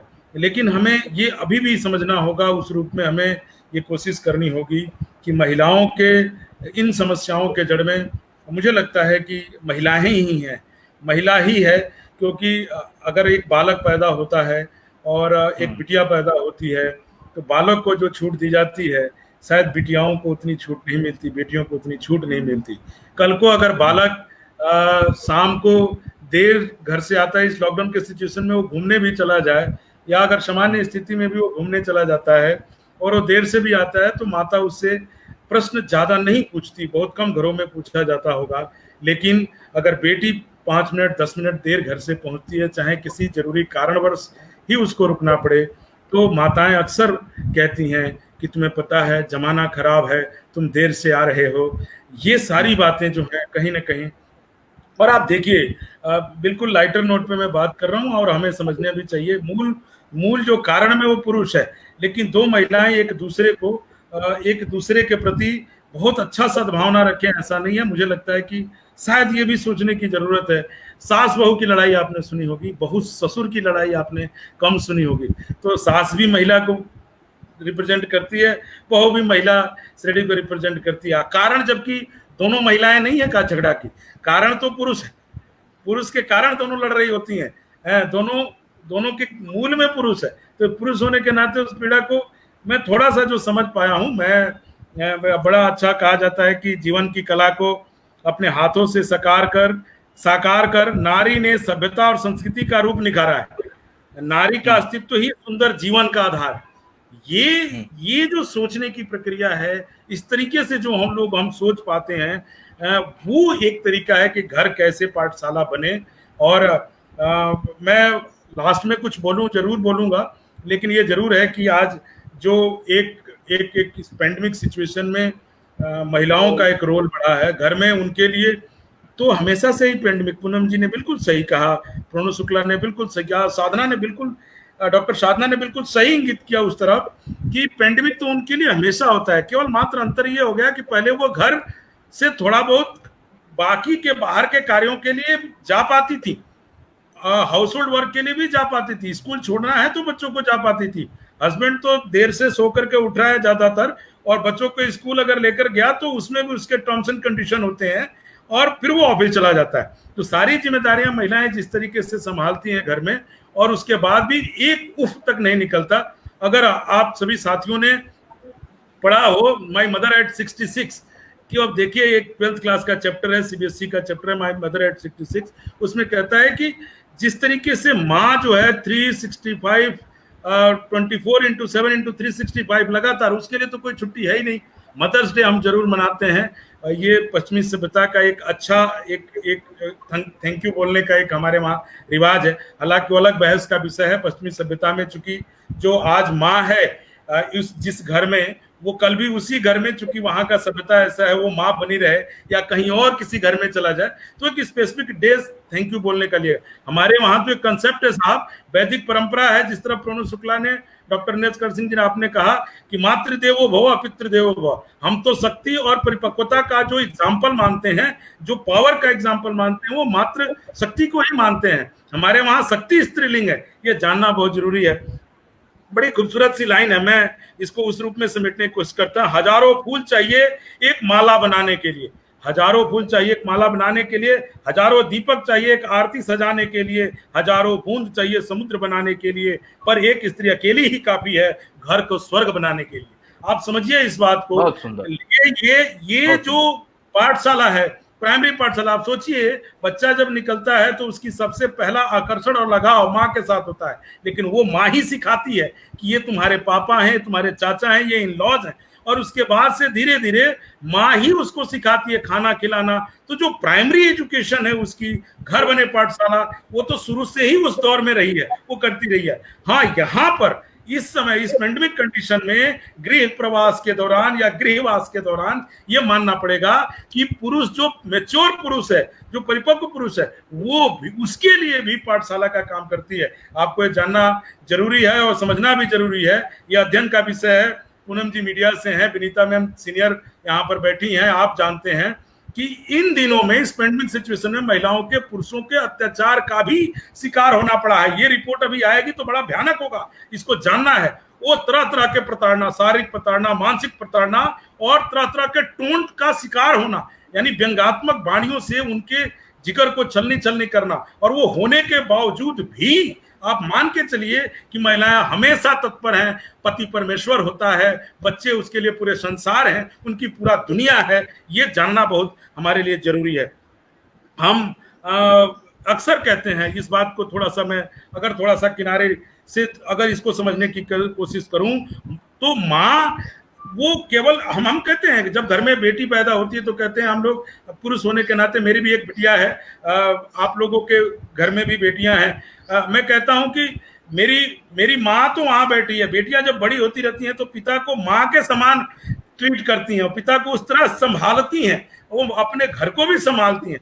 तो इस बात के लिए उनको साधुवाद। और वो एक पाठशाला की शुरुआत है। मुझे लगता है कि इससे बेहतरीन शुरुआत या इस तरीके की शुरुआत ये भारतीय सभ्यता और संस्कृति और सनातन धर्म में ही हो सकता है। अन्य देशों में भी होता है, उसका उदाहरण हमें देखने को मिल जाएगा, लेकिन उसका रूप अलग अलग होता है। कहते हैं माँ तो जन्नत का फूल है, प्यार करना उसका वसूल है, दुनिया की मोहब्बत फिजूल है, माँ की हर दुआ कबूल है, माँ को नाराज करना इंसान तेरी भूल है, माँ के कदमों की मिट्टी जन्नत की धूल है। माँ के कदमों की मिट्टी जो होती है वो जन्नत की धूल होती है। अगर माँ की समानता, अगर माँ को हम समझ लें कि माँ इस रूप में हमें हर तरीके से शालीनता के साथ हमें शिक्षा देती है। आप सोचिए, खाना बनाना सिखाना हो या लोगों से व्यवहार करना सिखाना हो, जा करके किसी रिश्तेदारी निभाना हो। आप देखिए, थोड़ा सा ऑफिस का प्रेशर आ जाता है तो हम लोग आकर के घर में इरिटेट हो जाते हैं। छोटा बच्चा अगर आ जाए तो हम उसको डांट के भगा देते हैं, लेकिन महिलाएं ऑफिस की डांट भी खाती हैं, उनका प्रेशर भी झेलती हैं, घर में आकर के लोगों को संभालती भी हैं। और ये शिक्षा है, ये भारतीय संस्कृति है कि ये सारी शिक्षा, पेशेंस लेवल अगर सीखना है, धैर्य, कहते हैं कि अगर धीरज रखना है तो हमें पृथ्वी की तरह धीरज रखना चाहिए। आप पृथ्वी की बात करते हैं, पृथ्वी माँ है, वो भी माँ की प्रतीक है कि धैर्य धारण करना है तो माँ के तरह धारण करो। आप दुनिया की कोई भी उदाहरण उठा करके देख लीजिए, सहन शक्ति का सबसे बड़ा उदाहरण महिला शक्ति ही है। मतलब सोचिए कि ये औरत ही है, ये औरत तुझे क्या कहूं, तेरी हर बात निराली है, तू एक ऐसा पौधा है जिस घर रहे वहां हरियाली है, हरियाली है। तेरी शान में सिर्फ इतना कह सकते हैं कि तेरी ऊंचाइयों के सामने आसमान भी नहीं रह सकता। मेरी सिर्फ इतने सा पैगाम है, हे औरत तुझे मेरा झुक कर सलाम है, तुझे मेरा झुक कर के सलाम है। ये जो अपनी प्रकाष्ठा है, जो सोचने समझने की शक्ति है, यही नहीं, आप देखिए भगवान कृष्ण यशोदा माँ के साथ जिस तरीके से खेलते हैं, वो माँ ही है जो भगवान को भी गर्भ में रखती है। जैसे डॉक्टर कर्ण सिंह जी ने कहा कि वो शिक्षा दीक्षा का प्रक्रिया जो है पेट से ही प्रारंभ होता है। भगवान को भी अपने गर्भ में रखने की ताकत रखती हूँ, ये औरत की बात है कि भगवान को भी अपने गर्भ में रखने की ताकत रखती हूँ। कितना ही मुझे कुछ लो, मैं गर्व से अपने सर को उठाकर चलती हूँ, अपने बच्चों के लिए सारे जहर आसमान से पी लेती हूँ। हाँ मैं स्त्री हूँ, हाँ मैं स्त्री हूँ। ये स्त्री की अपनी शिक्षा का जो अपना प्रकाष्ठा है, अपनी शिक्षा जिस तरीके से स्त्री देती है अपने बच्चों को, समाज को, वो बड़ा अनुकरणीय है। पूरी दुनिया को सीखना चाहिए इससे। आप देख लीजिए, अगर रानी लक्ष्मीबाई ने शुरुआत करती हैं देश के आजादी की वीरांगना के तौर पे, तो लोग, हजारों लोग उनके साथ चल पड़ते हैं। इसी तरीके से अगर वर्तमान में भी आप देखें तो स्त्रियों ने जैसे भूमिका निभाई है, वो अपने आप में काबिल तारीफ है। घर की आपने बात की, घर बजट किस तरीके से होता है, मुझे लगता है कि प्रकृति के बाद जो प्रकृति केवल देती है, देखिए आज भी क्या है, आप उदाहरण के तौर पे ले लें कि प्रकृति आपको केवल दे रही है। इंसान ने दंभवश, अपने विज्ञान के अहंकार वश ये जरूर सोचा था कि मैं हवा को कैद कर लूं, मैं पानी को कैद कर लूं।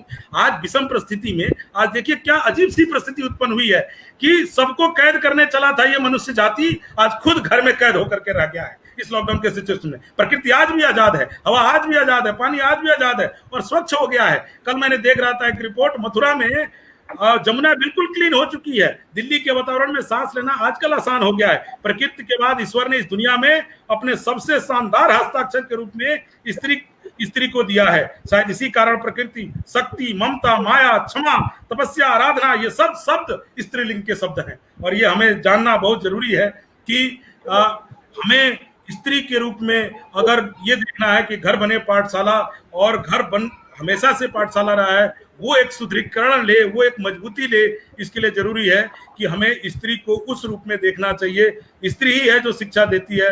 जहां पर कहते हैं कि जहां पर नारी के प्रति अत्याचार होता है वो देश कभी तरक्की नहीं कर सकता। जैसे शुरुआत में भी मैंने बोला था, पंडित रमाबाई ने भी कहा था कि अगर स्त्री का विकास करोगे देश का विकास होगा, अगर स्त्री का विकास नहीं करोगे तो देश का विकास संभव नहीं है। 100 बात की एक बात कहकर मैं अपने वाणी को विराम देता हूं कि जिस पुरुष के राज में स्त्री दुखी है, उस पुरुष के घर में कभी खुशी नहीं आ सकती। जो स्त्री को नहीं समझ सकता वो वेद और उपनिषद को भी नहीं समझ सकता। ईश्वर का सबसे सुंदर शास्त्र नारी है। जिसने उसे पढ़ लिया, समझ लिया, उसे फिर किसी शास्त्र की जरूरत नहीं है, क्योंकि नारी भावना और प्रेम भाव दोनों से भरी है। ये पूरी दुनिया जो है स्त्री की प्रतीक है। मुझे लगता है ये जो एक अपने आप में हमारी भारतीय संस्कृति, पुरातन संस्कृति में माँ को लेकर के और माँ के पाठशाला को लेकर के, घर बने पाठशाला को लेकर के जो विमर्श है वो एक सकारात्मक दृष्टि की तरफ जाएगा। और मुझे पूरा यकीन है कि जिस तरीके से हमारे पूर्व वक्ताओं ने अलग अलग पहलुओं पर इन सब बातों को रखा है, यदि नीरज जी का इशारा होगा तो लास्ट में वोट ऑफ थैंक्स में मैं उसको 2 से 1 मिनट में समेटने की जरूर कोशिश करूंगा। हालांकि ये एक बड़ा अजीब सी बात है कि जिस बेटे को, जिस पुरुष को माँ अपने पेट में 9 महीने रखती है, बड़ा दुखद पहलू है, वही बेटा कल को जब उम्र के उस पड़ाव में माँ जाती है तो उसको घर से बाहर निकाल देता है। क्या शिक्षा है ये? किस तरह का शिक्षा है ये? तो स्कूल बने पाठशाला में कम से कम इस बात की बड़ी सुकून हुई है कि लोग नजदीक आए हैं, जैसे पूर्व वक्ताओं ने कहा, एक दूसरे से बात विचार कर रहे हैं। जो पहले टेलीफोनिक बात होती थी, दोपहर में खाना नहीं खा पाते थे एक साथ, शाम को खाना नहीं खा पाते थे एक साथ, तो ये जो पेंडेमिक है, ये जो महामारी है, एक अवसर देता है अपने बड़े बुजुर्गों के संपर्क में रहने का, वो छोटी दादी की कहानियों को सुनने का, वो बच्चे नहीं सुन पाते थे कभी, वो नानी की कहानियों को सुनने का, वो कहावतें, वो अनुभव साझा करने का, जो आज एक दूसरे से जोड़ती हैं। कल तक लोग उनके झुर्रियों का मजाक उड़ाया करते थे, लेकिन आज उन झुर्रियों में अपनी खुशियां ढूंढा करते हैं। ये अपने आप में बड़ा सुंदर विषय है। एक जो 2 लाइन और रह गए हैं कि जो माँ है वही तो सास है, फिर मैं क्यों अच्छी और सास क्यों बुरी है, जो बेटी है वही तो बहू है, फिर बेटी क्यों लड़की और बहू क्यों छोड़ी है, बेटी का दुखी क्यों सीने को चुभता है, बहू से नजरें क्यों नफरत से भरी है, लोभियों ने बेशक बहू पर तेल डाला है, पर जब भी जली है बेटी ही जली है, चाहे मेरी बेटी जली है या किसी और की बेटी जली है। अगर घर को पाठशाला और साकार पाठशाला, सुंदर पाठशाला और बहुत बेहतरीन एक आकार देना है, तो मुझे लगता है कि महिलाओं के संदर्भ में महिलाओं की बातें करना बहुत जरूरी है। आज एक बड़ा दुख का पहलू है, मैं ये जरूर स्वीकार करूंगा कि आज भी जब हम ऑफिस में काम कर रहे होते हैं, बतौर पुरुष हम किसी निर्णय लेने की स्थिति में अगर हैं और कोई महिला ने अगर क्वेश्चन उठा दिया तो हमें अंदर तक बहुत चुभता है। हम इस सच्चाई को स्वीकारेंगे तभी जाकर के हम आगे बढ़ पाएंगे। और कहना, भाषण देना बहुत आसान होता है, लेकिन व्यवहार में उसको उतारना उतना ही मुश्किल होता है। इन सब बातों को एक जगह समेट करके अगर घर में हम सोचें, विचार करें, तभी घर पाठशाला बन सकता है। आपने मुझे समय दिया, इस बात के लिए बहुत बहुत धन्यवाद। जय हिंद, जय भारत। बहुत बहुत धन्यवाद इन विचारों के लिए, इन बात के लिए और इस विषय पर विमर्श के लिए, क्योंकि ये एक ऐसा विषय है जिस पर विमर्श करना बेहद आवश्यक है। ये एक ऐसा विषय है जिस पर आज बात करने की आवश्यकता है, क्योंकि एक एडवर्टाइजमेंट से मैं आपको इस बात से जोड़ना चाहूंगा। एक एडवर्टाइजमेंट आपने अक्सर टेलीविजन पर देखी होगी कि माँ जो है वो गाड़ी में बैठी हुई है, बेटा जो है गाड़ी ड्राइव कर रहा है। माँ कहती है अब तो तेरी शादी हो जाएगी तो तू घर आसपास, मेरे घर के आसपास ही लियो। क्या ये हमारी संस्कृति थी? क्या ये हमारा व्यवहार है? क्या ये हमारी पाठशाला है? शायद नहीं। ये हमारे विचार नहीं है, ये हमारी संस्कृति नहीं है, ये हमारी सभ्यता नहीं है, ये कहीं और की है। इसको समझना पड़ेगा, इस पर बात करनी पड़ेगी और पाठशाला को और आगे बढ़ाना पड़ेगा। माँ सबसे पहली शिक्षिका है, ये समझना पड़ेगा हमें, और ज्यादा पुरजोर तौर पर इस बात को रेखांकित किए जाने की आवश्यकता है। और एक हरियाणा के सिरमौर कवि हुए हैं, उनकी बात को बोलते हुए मैं विनीता जी का रुख करूंगा। हरियाणा के सिरमौर कवि हैं पंडित मांगेराम जी, उन्होंने कहा है, बहुत सुंदर बात कही है कि स्त्री ना होती जग में, स्त्री ना होती जग में सृष्टि को रचावे कौन। सृष्टि नहीं रच पाती अगर स्त्री नहीं होती तो। स्त्री ना होती जग में सृष्टि को रचावे कौन, ब्रह्मा विष्णु शिव जी तीनों मन में धारे बैठे मौन, एक ब्रह्मा ने शतरूपा रच दी जब से लागी सृष्टि होण। जिस दिन से शतरूपा का जन्म हुआ, जिस दिन रचना हुई, उसके बाद में सृष्टि का प्रारंभ होता है। प्रकृति के रूप में हमारे नाम, सुबह उठते हैं तो किरण के रूप में नाम, ठीक है ना, उसके बाद में खाना खाते तो अन्नपूर्णा के रूप में नाम, रात को स्वप्न देखते हैं तो सपना नाम, ठीक है, उसके बाद में मातृत्व का नाम, ज्ञान की देवी सरस्वती का नाम, लक्ष्मी की देवी जो है धन की देवी वो महिला, तो हमारे साथ हमारा जीवन ही महिला है। और शिव ने तो इस बात को भी कह दिया है कि मैं आधा पुरुष हूं और आधी स्त्री हूं, और आधी स्त्री हूं। मेरा भाव जो है वो स्त्री का स्वरूप है, भाव जो है एक पुरुष के अंदर वो स्त्री का स्वरूप है, रक्त जो है वो स्त्री का स्वरूप है। तो स्त्री को बहुत बहुत धन्यवाद कभी दे ही नहीं सकते। मैं बहुत बहुत प्रणाम और शत शत प्रणाम करते हुए डॉक्टर विनीता गुप्ता जी का रुख करता हूं और उनसे निवेदन करता हूं कि अपनी ओज की वाणी से, प्रख्यात पत्रकार हैं, प्रख्यात शिक्षिका हैं, हमारे बीच में मौजूद हैं। 5 जन्म में भी बहुत बेहतरीन स्तंभ आप लिखती रही हैं, मैं अक्सर पढ़ता रहा हूं। और आपसे मेरा निवेदन है कि इस विषय पर बहुत सारगर्भित बात करें, क्योंकि बहुत सारे प्रश्न भी है जो मैं सोच रहा हूं कि इसमें ले लिए जाएं, और प्रश्न लेंगे तो और ज्यादा विमर्श जो है वो दो तरफा स्थापित होगा। मेरा निवेदन है कि सारगर्भित बात कहते हुए ओजस्वी वाणी के साथ में विनीता गुप्ता जी हमारे बीच में। बहुत बहुत धन्यवाद। पुनरुत्थान के साथ मैं एक लंबे समय से जुड़ी रही हूँ। पुनरुत्थान मेरे साथ साथ चलता रहा है, या मैं कहूँ कि मैं पुनरुत्थान के साथ साथ अपना उत्थान लगातार करती रही हूँ। और समय समय पर दिलीप जी, नीरज जी, आप सब मुझे जोड़ते रहे हैं। मैं आपका बहुत बहुत धन्यवाद करती हूँ, आभार करती हूँ। इतना सुंदर विषय जिसके लिए मन में हम लोगों के लगातार कुछ होता रहा, जब कुछ होता रहा कि हमारी बात कोई कहे, कोई उस बात को समझने के लिए तैयार हो। आज पुनरुत्थान ने इस विषय को लेकर एक बहुत ही साधुवाद का कार्य किया है।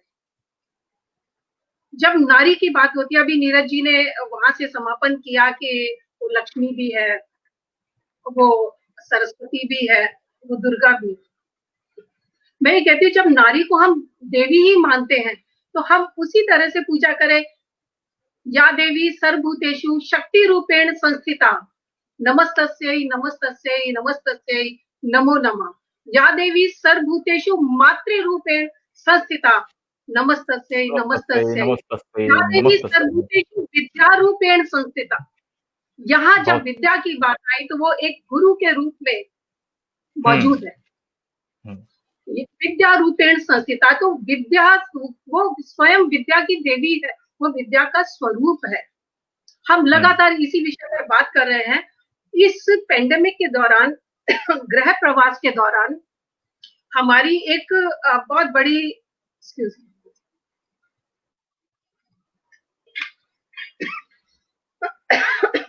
क्षमा चाहूंगी,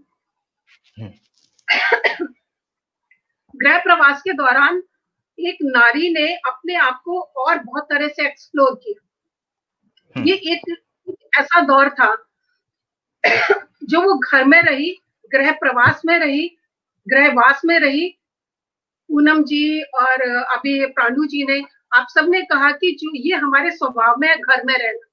हम 6 दिन काम करते हैं, ऑफिस में जाके यही सोचते हैं कि छुट्टी मिले, किस दिन छुट्टी मिलेगी, हम कपड़े धोएंगे, हमारे सारे सप्ताह भर के काम होंगे। हम कहीं ना कहीं खुद भी घर से बहुत ज्यादा कनेक्टेड रहते हैं। हमारी जिम्मेदारियां उसी तरह से लगातार बढ़ती रहती है। और मैं तो ये समझती हूँ कि इस गृहवास के दौरान शायद हम सबसे ज्यादा व्यस्त हो गए। इतना शायद ऑफिस जाते समय नहीं होते थे जितना कि हम अब व्यस्त हो गए। हमारी व्यस्तता का शायद तब 8 घंटे काम करते थे, अब ऑफिस का काम भी 14-14 घंटे लगातार हम लोगों का चलता रहता है। एक मल्टीटास्किंग क्या होती है, कल मैं अपने कलीग से बात कर रही थी कि कैसा, उन्होंने कहा कि एक जगह वॉशिंग मशीन में कपड़े डाले हुए हैं, किचन में दाल चढ़ाई हुई है, यहाँ लैपटॉप पर काम कर रहे हैं। आप ये देखिए, ये जो दुर्गा स्वरूपा है, ये जो हम लोगों का मल्टीटास्किंग है, और इसमें ही बच्चों पर नजर रखना, हमारे घर में क्या हो रहा है क्या नहीं हो रहा है, हम शायद अपनी पैनी नजर इस समय अपनी रख पा रहे हैं। हमारा यहाँ पर पाठशाला का रोल है, शायद हम लोग अपने घर के पुरुष वर्ग को भी कुछ सिखा पाए, वो काफी कुछ सीख पाए, वो बदले। हमने जब बच्चों के लिए, अपने बच्चों के लिए कहा, तो हमारी एक भूमिका ये हुई कि बच्चे इतने दिन से घरों में हैं, पहले पार्क में जाते थे, स्कूल में जाते थे, प्ले स्कूल में जाते थे, अब सारा काम घर से करते। उन बच्चों को एंगेज करना, लगातार पूरा दिन एंगेज करना, ये कहीं ना कहीं हमारी एक बड़ी भारी जिम्मेदारी सी बनकर उभरी है। एंगेज कैसे किया जाए, अब आप ये करें, अब हमें उनके साथ लगातार इन्वॉल्व होना पड़ रहा है। हम बच्चों को ऐसा नहीं है कि मोबाइल देकर छोड़ दिया, उनकी ऑनलाइन क्लासेस हो रही है। बिल्कुल, मेरे पूर्व वक्ताओं ने बिल्कुल सही कहा कि हमें ये देखना है कि वो कर क्या रहे हैं। वहां से तो 1 वे ट्रैफिक हो गया, यहाँ पर आपको उस ट्रैफिक को, जो ऑनलाइन ट्रैफिकिंग के जरिए आपके पास इंफॉर्मेशन आई है या आपके बच्चे के पास इंफॉर्मेशन आई है, हमें उस पूरी इंफॉर्मेशन को स्ट्रीमलाइन करना है, किस तरीके से उसका सदुपयोग करना है लगातार। हमने बच्चों को कहानियां सुनाई, उनको पेंटिंग्स में उलझाया, उनको प्लांटेशन सिखाया, कैसे चलो हम ऐसा करते हैं, चलो हम लोग पौधों में देखते हैं, देखो ये पौधा नया नया उगा है। तो हमने इस तरीके से नेचर के साथ भी अपने बच्चों को, अपने लोगों को जोड़ने की कोशिश की है, अपने परिवार को जोड़ने की कोशिश की है।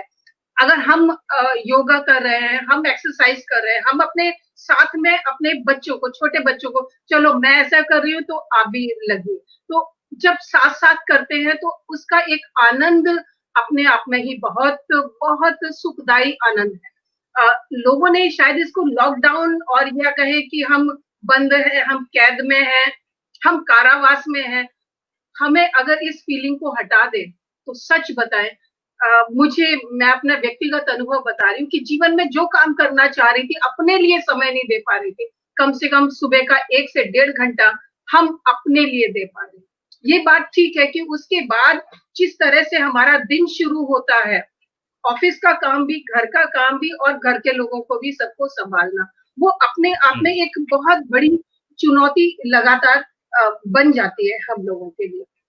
हमने एक चीज इस पूरे दौर में एक चीज और अनुभव की है, वो है जैसे कि अभी दिलीप जी ने कहा, डोमेस्टिक वायलेंस के केसेस बहुत ज्यादा बढ़ गए हैं।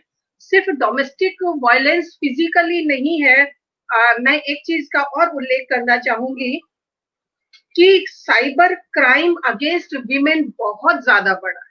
इसका अगर हम देखें तो ये ग्राफ बहुत बहुत ज्यादा लगातार ऊंचा हुआ है।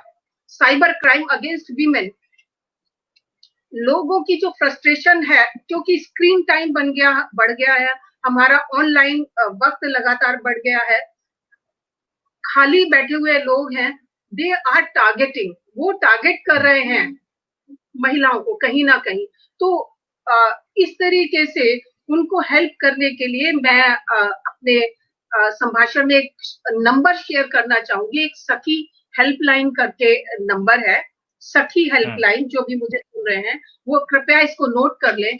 अगर आपके अगेंस्ट कोई साइबर क्राइम हो रहा है तो आप इस नंबर पर कॉल करके, और अभी तक 300 केसेस ये कोरोना के टाइम में ही हेल्पलाइन एस्टेब्लिश हुई। Group of intellectuals and academicians है, जो महिलाओं का एक ग्रुप है, प्रबुद्ध महिलाओं का ग्रुप है, उन्होंने इसको एस्टेब्लिश किया और देश भर से बहुत सारी कंप्लेंट्स आई और उन्होंने इसको सुलझाया। तो जरा नोट कर सकते हैं, तो 817 817 1234 817 1234। बहुत आसान है, 817 817 1234। इस हेल्पलाइन का हम उपयोग कर सकते हैं। अब जब माँ के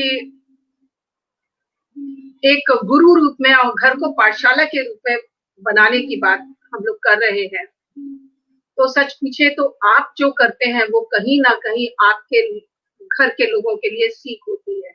हम इस दौरान तमाम फ्रस्ट्रेशन से निकलते हैं दिन भर, क्योंकि हमें जब 4 काम एक समय में करना होता है तो ऑब्वियसली आप सोचिए कि जो मेंटल प्रेशर है, मेंटल स्ट्रेस है, वो बहुत ज्यादा हो जाता है।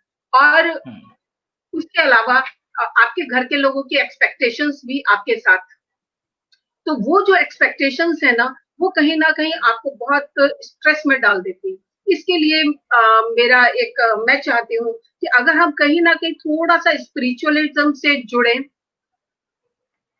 अध्यात्म से जुड़े और अपने घर के लोगों को भी थोड़ा थोड़ा सा हम ये टिप्स को फॉलो करें, तो कहीं ना कहीं हम अपने आप को थोड़ा सा बेहतर पाएंगे। और जैसे कि दिलीप जी ने कहा कि समय थोड़ा है और हमें अपने बात को समाप्त करना है। मुझे अपनी एक गजल बहुत पहले लिखी थी, सन 99 में, आज से शायद 20-30 साल पहले। मैं उस गजल के साथ अपनी बात को समापन करूंगी और आप देखिएगा कि एक महिला में क्या खूबी होती है। हमने अपना सारा पोटेंशियल जो है अपना अब निकालकर घर को दे दिया। पेश है आप लोगों के लिए। डिबिया में है धूप का टुकड़ा, वक्त पड़ेगा खोलूंगी। गौर फरमाइएगा, डिबिया में है धूप का टुकड़ा, वक्त पड़ेगा खोलूंगी, और आसमान जब घर आएगा मैं अपने पर तोलूंगी। जब हमारे क्राइसिस आया तो हमने अपने सारे पोटेंशियल्स को खोल दिया, हमने अपनी पूरी क्षमताओं के साथ हम लोगों के सामने आ गए। तो डिबिया में है धूप का, जो हमने बचा के रखी हुई थी अपनी पोटेंशियल, धूप का टुकड़ा वक्त पड़ेगा खोलूंगी, आसमान जब घर आएगा मैं अपने पर तोलूंगी। समस्याएं तमाम है। ओ पगडंडी पद चापों के गीत सुनाना ना मुझको। छोटी छोटी चीजें तो हमारे यहाँ चलती रहती है, वो तो हम महिलाएं यूं ही इधर उधर दरकिनार कर देते हैं। ओ पगडंडी पद चापों के गीत सुनाना ना मुझको, बीहड़ जंगल को मैं अपने कांधे पर ही ढोलूंगी। बीहड़ जंगल को मैं अपने कांधे पर ही ढोलूंगी।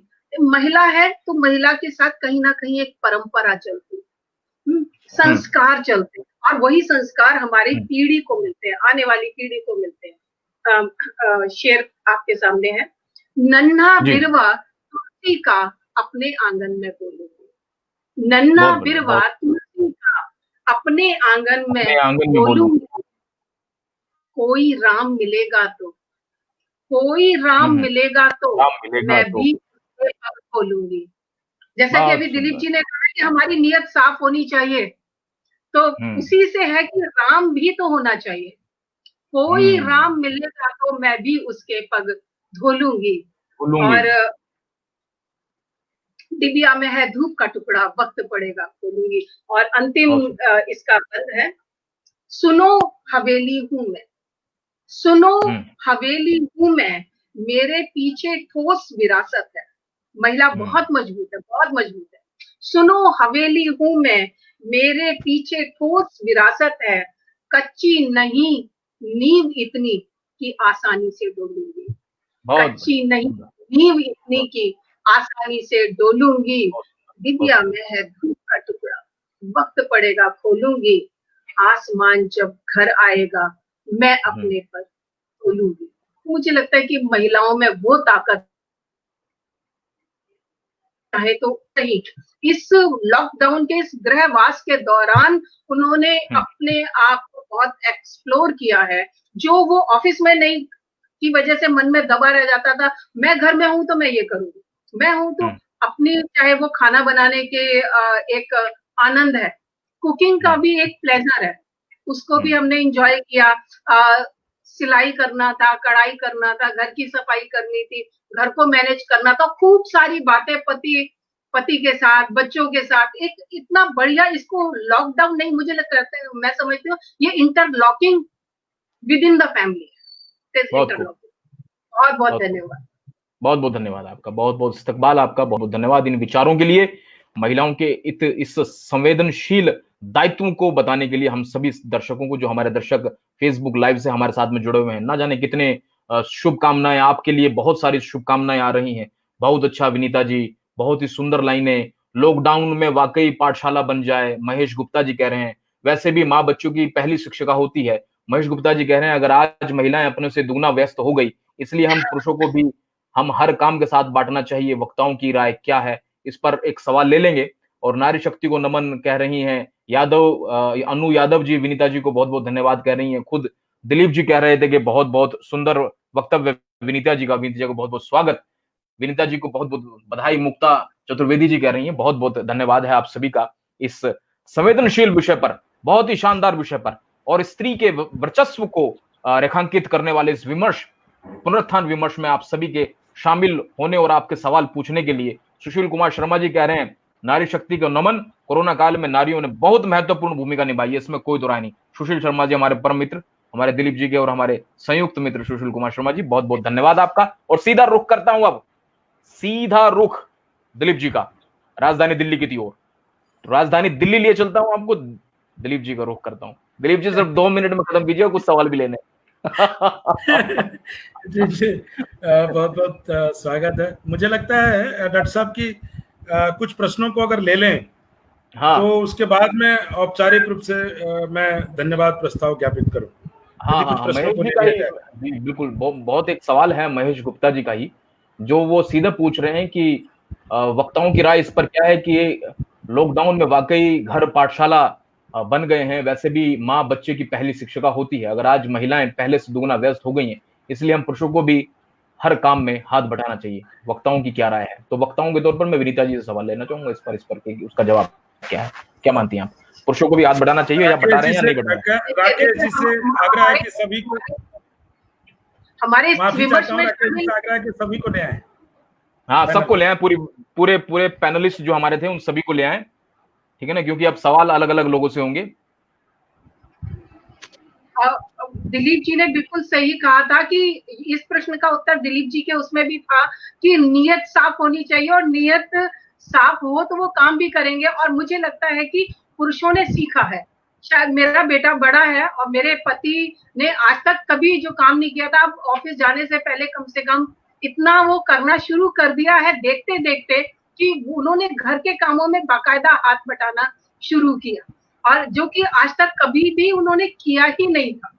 और अभी जहां मैं बैठी हूँ इस जगह का पोछा बेटे से लगवाया। मैंने कहा आप फटाफट पोछा लगाओ, मैंने खाना बनाकर रख दिया, कम से कम खाना आप लोग नहीं बना सकते, वो मैं बनाकर आई, बाकी सारा काम उनके जिम्मे छोड़ कर आई। तो मुझे लगता है बहुत बदला है। और सच पूछूं तो मैंने इस पूरे गृहवास के दौरान एक बदला हुआ पति देखा अपना।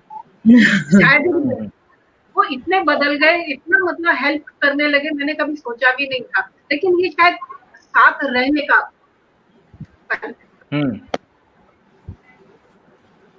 जी, अगला सवाल जो है वो मैं पूनम जी से लेना चाहूंगा कि एक सवाल है कि जब शिव स्त्री और पुरुष के दोनों के मिलन की बात करते हैं, कहते हैं कि आधा हिस्सा स्त्री का और आधा पुरुष का है, तो ऐसे में पुरुष और स्त्री का सामंजस्य आगे जीवन में क्यों नहीं स्थापित होता? क्या कहना चाहेंगी आप? सर ये आज भी देखा जाए तो जो एक स्त्री का स्थान है, जैसे दिलीप सर ने बोला, आज भी ये बोला जाता है कि तुम ऐसे क्यों बैठी हो, तुम ऐसे क्यों खड़ी हो, जबकि लड़के से नहीं बोला जाता। तो ये कहीं ना कहीं हमारे पूर्वजों से हमें मिला है। हाँ, हम मानते हैं हर जगह। अभी भी जैसे मैं भी अपने घर का एग्जाम्पल ले लेती हूँ। जैसे मैं बोलती हूँ अपनी बेटी को, चलो ठीक है, पहले मैं पढ़ाती थी, ऑफिस से आने के बाद एक टाइम फिक्स था, बट अभी नथिंग इज फिक्स्ड, कुछ फिक्स नहीं है। तो मुझे अब ये बोला जाता है कि क्या हुआ, अभी तुम पढ़ाती नहीं हो उसको, but nobody is taking care कि मेरा काम डबल हो गया है, मेरे को लाइक घर का काम, बिकॉज कोई हाउस हेल्प नहीं है अभी मेरे पास, तो मेरा वो घर का काम सारा बढ़ गया है। तो nobody is keeping that thing in mind कि हाँ ठीक है, इसका काम ऑफिस से आने के बाद अभी ऑफिस नहीं जा रही है, बट इसका काम इज इंक्रीज्ड, ये वाला भी काम इंक्रीज हो गया। बट उनको ये दिखता है कि अच्छा तुम पढ़ा नहीं रही हो आजकल, उसको क्या हो गया। सो अभी भी जो हमारा मेल पुरुष समाज है वो ये नहीं देखता, ये नहीं देखता कि हाँ ठीक है, हमने उसको बोल तो दिया है तुम अर्धांगिनी हो, लेकिन उसका सपोर्ट कैसे किया जाए उनको दिखाना पड़ता है कि see I am doing this, you have to help me.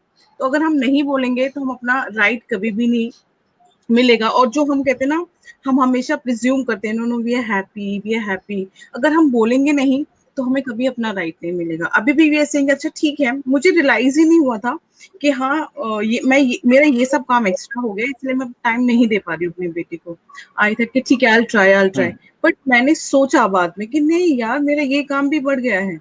तो इसीलिए तो अगर मैंने उनको रियलाइज कराया कि देखो आप ऐसा बोलते हो कि आप बेटी को टाइम नहीं दे पा रहे हो, तो मेरा ये काम ये वाला बढ़ गया है, ये वाला बढ़ गया है, बिकॉज कोई हाउस हेल्प नहीं है। Then he realised. तो हम आधा अंग बोलते हैं, लेकिन हमें खुद बोलना पड़ेगा, सी हाफ पार्ट मैं हूँ, just see me, just feel me. So that's the thing, तुम्हें खुद ही बोलना चाहिए, तुम्हें खुद ही अपना don't feel pressurise to be happy all the time. यही मैं बोलूंगी, चाहिए मत दिखाओ कि you are happy, you are happy. So that's how you can prove yourself that you are half part of your husband. बहुत बढ़िया पूनम जी। और डॉक्टर शुक्ला जी से मेरा सवाल है, ऋतिक गोयल पूछ रहे थे, पहले बहुत ऊपर सवाल उन्होंने पूछा था 11:38 पे पूछा उन्होंने सवाल। In today's society women should be given A special status of symbol, दिया जाना चाहिए, क्योंकि एक तरफ जो है डॉक्टर कोरोना योद्धा है, एक तरफ पुलिस कर्मी कोरोना योद्धा है, सफाई सेवक कोरोना योद्धा है, एक शिक्षक भी कोरोना योद्धा है और एक स्त्री भी कोरोना योद्धा है। आपको क्या कहते हैं? स्त्री इन रूपों में, स्त्री इस रूप में कोरोना योद्धा इन सबसे ज्यादा है, क्योंकि उस पर दोहरी जिम्मेदारी है। उस पर वो अब वो बाहर निकल चुकी है, तो उस पर काम की भी जिम्मेदारी है, उस पर अपने बच्चे के मनोविज्ञान को समझने की जिम्मेदारी, उस पर हस्बैंड के मनोविज्ञान को समझने की जिम्मेदारी, उस पर घर की पूरी जिम्मेदारी है। वो क्यों नहीं कोरोना योद्धा बने, जबकि वो अपने बच्चे को सिखाती है कि हाथ धोकर के किचन में जाओ, हाथ धोकर के खाना खाओ, हाथ धोकर के खाना खाओ, हाथ धोकर के किचन में जाओ। तो अपने बच्चे को सिखा रही है वो, तो वो अपने आस पड़ोस को ज्ञान दे रही है, वो समझा रही है सबको। उसने घर में एक सामंजस्य स्थापित किया है, और हमें कहीं ना कहीं बाहर के सामंजस्य की तुलना में घर का सामंजस्य बहुत अधिक महत्वपूर्ण है। तो स्त्री क्यों नहीं कोरोना योद्धा बने, बिल्कुल उसको दिया जाना चाहिए। मैं सहमत हूँ इस बात से। बहुत बहुत धन्यवाद इन विचारों के लिए। और आज एक ऐसा वक्त है कि जितने कमेंट आ रहे हैं ना, उसमें सबसे ज्यादा, देखिए दिलीप जी, बहुत शानदार विमर्श हुआ है। इसका एक सबसे बड़ा उदाहरण मैं पेश कर रहा हूं कि जब भी हम विमर्श किया करते थे तो पक्ष और विपक्ष दोनों की बात हुआ करती थी। आज एक तरफा है मामला, बिल्कुल एक तरफा। सवाल के रूप से ज्यादा बधाई के तौर पर और मुबारकबाद के तौर पर, और हमारी जो वक्ताएं हमारे बीच में मौजूद हैं उनको साधुवाद देने के लिए ज्यादातर कमेंट हमारे बीच में हैं। और मानसी अरोड़ा जी कह रही हैं कि शक्ति ही सब कुछ है। आर के पाठक साहब कह रहे हैं सही कहा, देखिए आप स्क्रीन पे देख रहे हैं। मीनू अरविंद अग्रवाल जी, महिला अद्वितीय है। और महेश जी फिर दोबारा जो है थैंक यू कर रहे हैं। बेस्ट रिप्लाई मैम कर रहे हैं। मोहिनी राठौड़ जी का है बेस्ट रिप्लाई, बहुत ही शानदार। देखिए एक तरफा मतलब इस पे कोई विपक्ष है ही नहीं, सिर्फ पक्ष है। मुझे कुछ पंक्तियां याद आ रही हैं। जयशंकर प्रसाद ने एक पंक्ति कही थी, उन्होंने कहा था, क्या कुछ भी सत्व नहीं रखती अर्धांगिनी तुम्हारी, क्या कुछ भी स्वत्व नहीं रखती अर्धांगिनी तुम्हारी, एक नहीं दो दो मात्राएं नर से भारी नारी। तो आज के दौर में कहीं ना कहीं नारी, मैं मान रही हूँ कि दोनों का समान रूप से अस्तित्व है समाज में, परिवार के लिए दोनों का समान रूप से अस्तित्व है, लेकिन कहीं ना कहीं नर से भारी हो गई है नारी। बहुत बढ़िया भाई साहब, बहुत बहुत धन्यवाद आपको। और सीधा रुख दिलीप जी का, सीधा रुख थैंक यू दिलीप जी। ये वोट ऑफ थैंक्स की जिम्मेदारी दी गई है, वोट ऑफ थैंक्स की जिम्मेदारी दी गई है। सबसे पहले मैडम मिस पूनम सिंह को बहुत बहुत धन्यवाद, जिस तरीके से उन्होंने महिलाओं के चुनौतियों और उनके साथ उसके जो हल हैं उसके ऊपर जोर दिया। बहन डॉक्टर प्रणव शुक्ला, गृहवास और गृह प्रवास, मुझे लगता है कि ये गृहवास का भी प्रयोग किया जा सकता है, गृह प्रवास का भी। प्रवास इसलिए क्योंकि हाउस होल्ड वर्क के साथ साथ बाहर की जिम्मेदारियां भी वो निभा रही हैं, और कई बार वो बाहर लिए प्रवास है। भाई साहब, पुरुष के लिए प्रवास है और महिला के लिए वास है। हाँ मुनव्वर राणा जी का आपने उदाहरण दिया। डॉक्टर साधना श्रीवास्तव, मैं पहले तो उनसे माफी चाहता हूं कि तकनीकी कुछ कमियों की वजह से वो स्क्रीन पे नहीं आ पाई।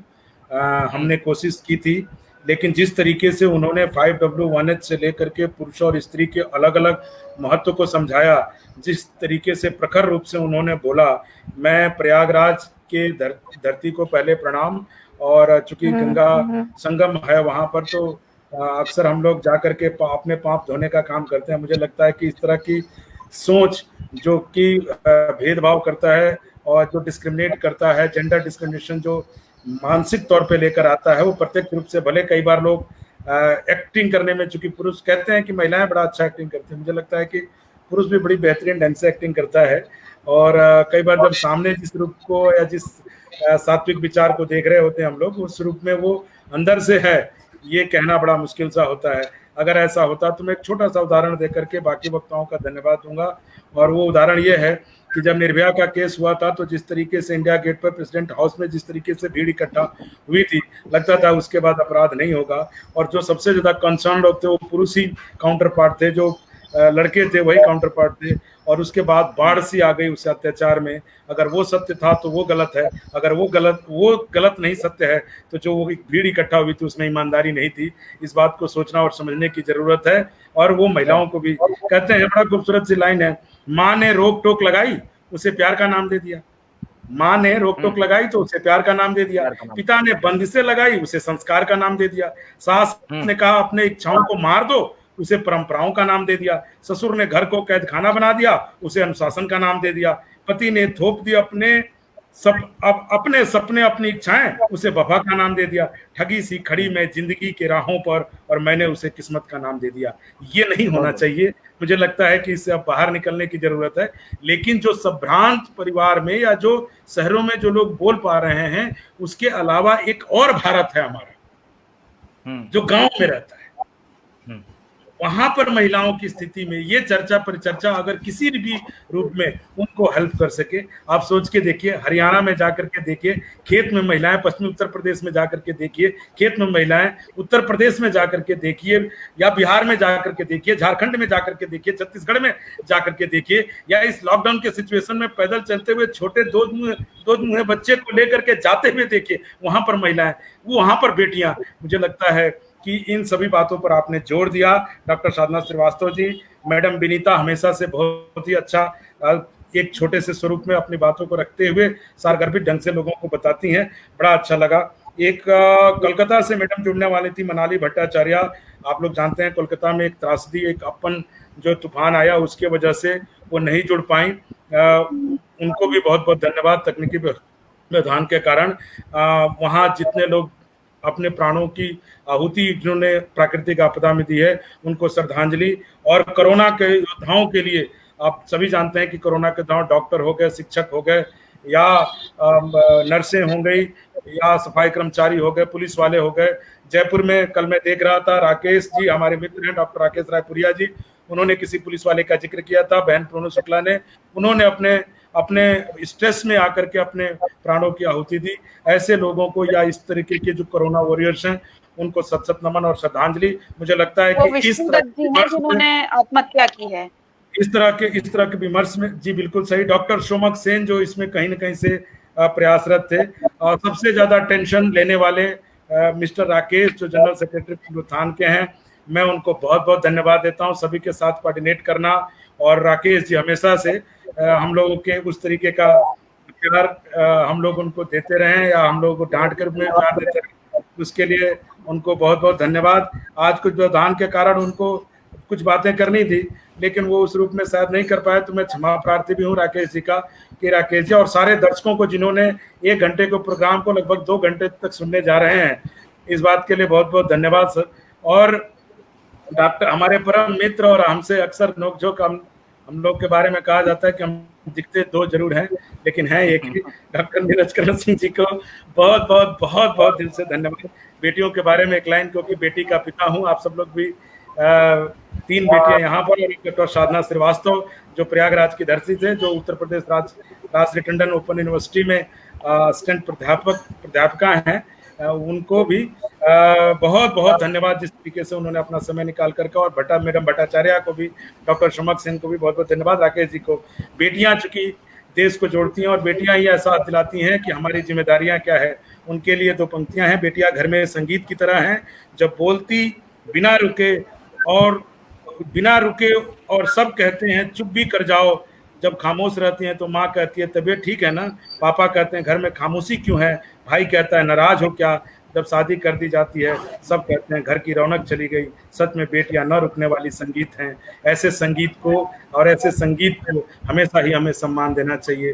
मुझे लगता है कि बेटियां जो होती हैं वो सबको सजो कर रखती हैं, और ये इस स्थिति की आज जो बेटियां हैं, मैडम विनीता ने बड़ा खूबसूरत कहा, कई बार उनको मैंने देखा स्त्री विमर्श के माध्यम से भी, कि उन्होंने बहुत अच्छे ढंग से और बड़े बड़े पदों पर लोगों को उस तरीके से, बेटियों को अपने प्रकाष्ठा, अपने आयाम पर अपने जिम्मेदारियों को निभाते हुए आगे जाने के साथ साथ घर की जिम्मेदारियां, मुझे लगता है कि इससे बड़ा क्या ही पाठशाला हो सकता है। महिला स्वयं में एक पाठशाला है, जिसको जितना पढ़ा जाए इस दुनिया का उतना ही कल्याण है। विश्वविद्यालय, महिला विश्वविद्यालय, भारत में महिला विश्वविद्यालय, और इसलिए मैंने शुरुआत में अपने भाषण से कहा था और अंत में उसी पंक्ति से कहता हूं कि नारी अस्तु पूज्यन्ते रमन्ते तत्र देवता। जिस धरती पे नारी की पूजा होती है भगवान राम वही विराजमान करते हैं। इन्हीं शब्दों के साथ आप सबका पुनः धन्यवाद। और एक बड़ा अनोखा प्रयोग मैं अपने परम मित्र नीरज करण सिंह जी से आग्रह करूंगा कि उन अपने बंदिशों के साथ इस प्रोग्राम का अंत करें। भाई नीरज करण सिंह जी। पाठशाला की बात हो रही थी, माँ की बात हो रही थी। हम और आप जहां भी हैं माँ के कारण हैं। माँ ने हमें सिखाया है और माँ के उन्हीं शब्दों के साथ में इस वेबिनार का समापन करने जा रहा हूं कि पढ़ाई कर ले रे बेटा। एक माँ जो है अपने संतान को बोल रही है, अपने बेटे को बोल रही है, अपनी बिटिया को बोल रही है कि पढ़ाई कर ले रे बेटा। तो क्या कहेगी? आइए जुड़ते हैं संगीत के साथ।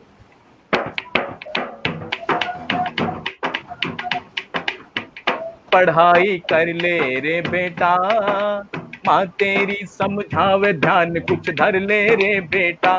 पढ़ाई कर ले रे बेटा, माँ तेरी समझावे ध्यान कुछ धर ले रे बेटा। पढ़ो लिखो विद्वान बनो ना तो ठोकरे खाओगे। पढ़ो लिखो विद्वान बनो ना तो ठोकरे खाओगे। अन धन में सदा मौज करो कभी दुख नहीं पाओगे। अन धन में सदा मौज करो कभी दुख नहीं पाओगे। पढ़ाई कर ले रे बेटा, माँ तेरी समझावे ध्यान कुछ धर ले रे बेटा। पढ़ाई कर ले रे बेटा, माँ तेरी समझावे ध्यान कुछ धर ले रे बेटा।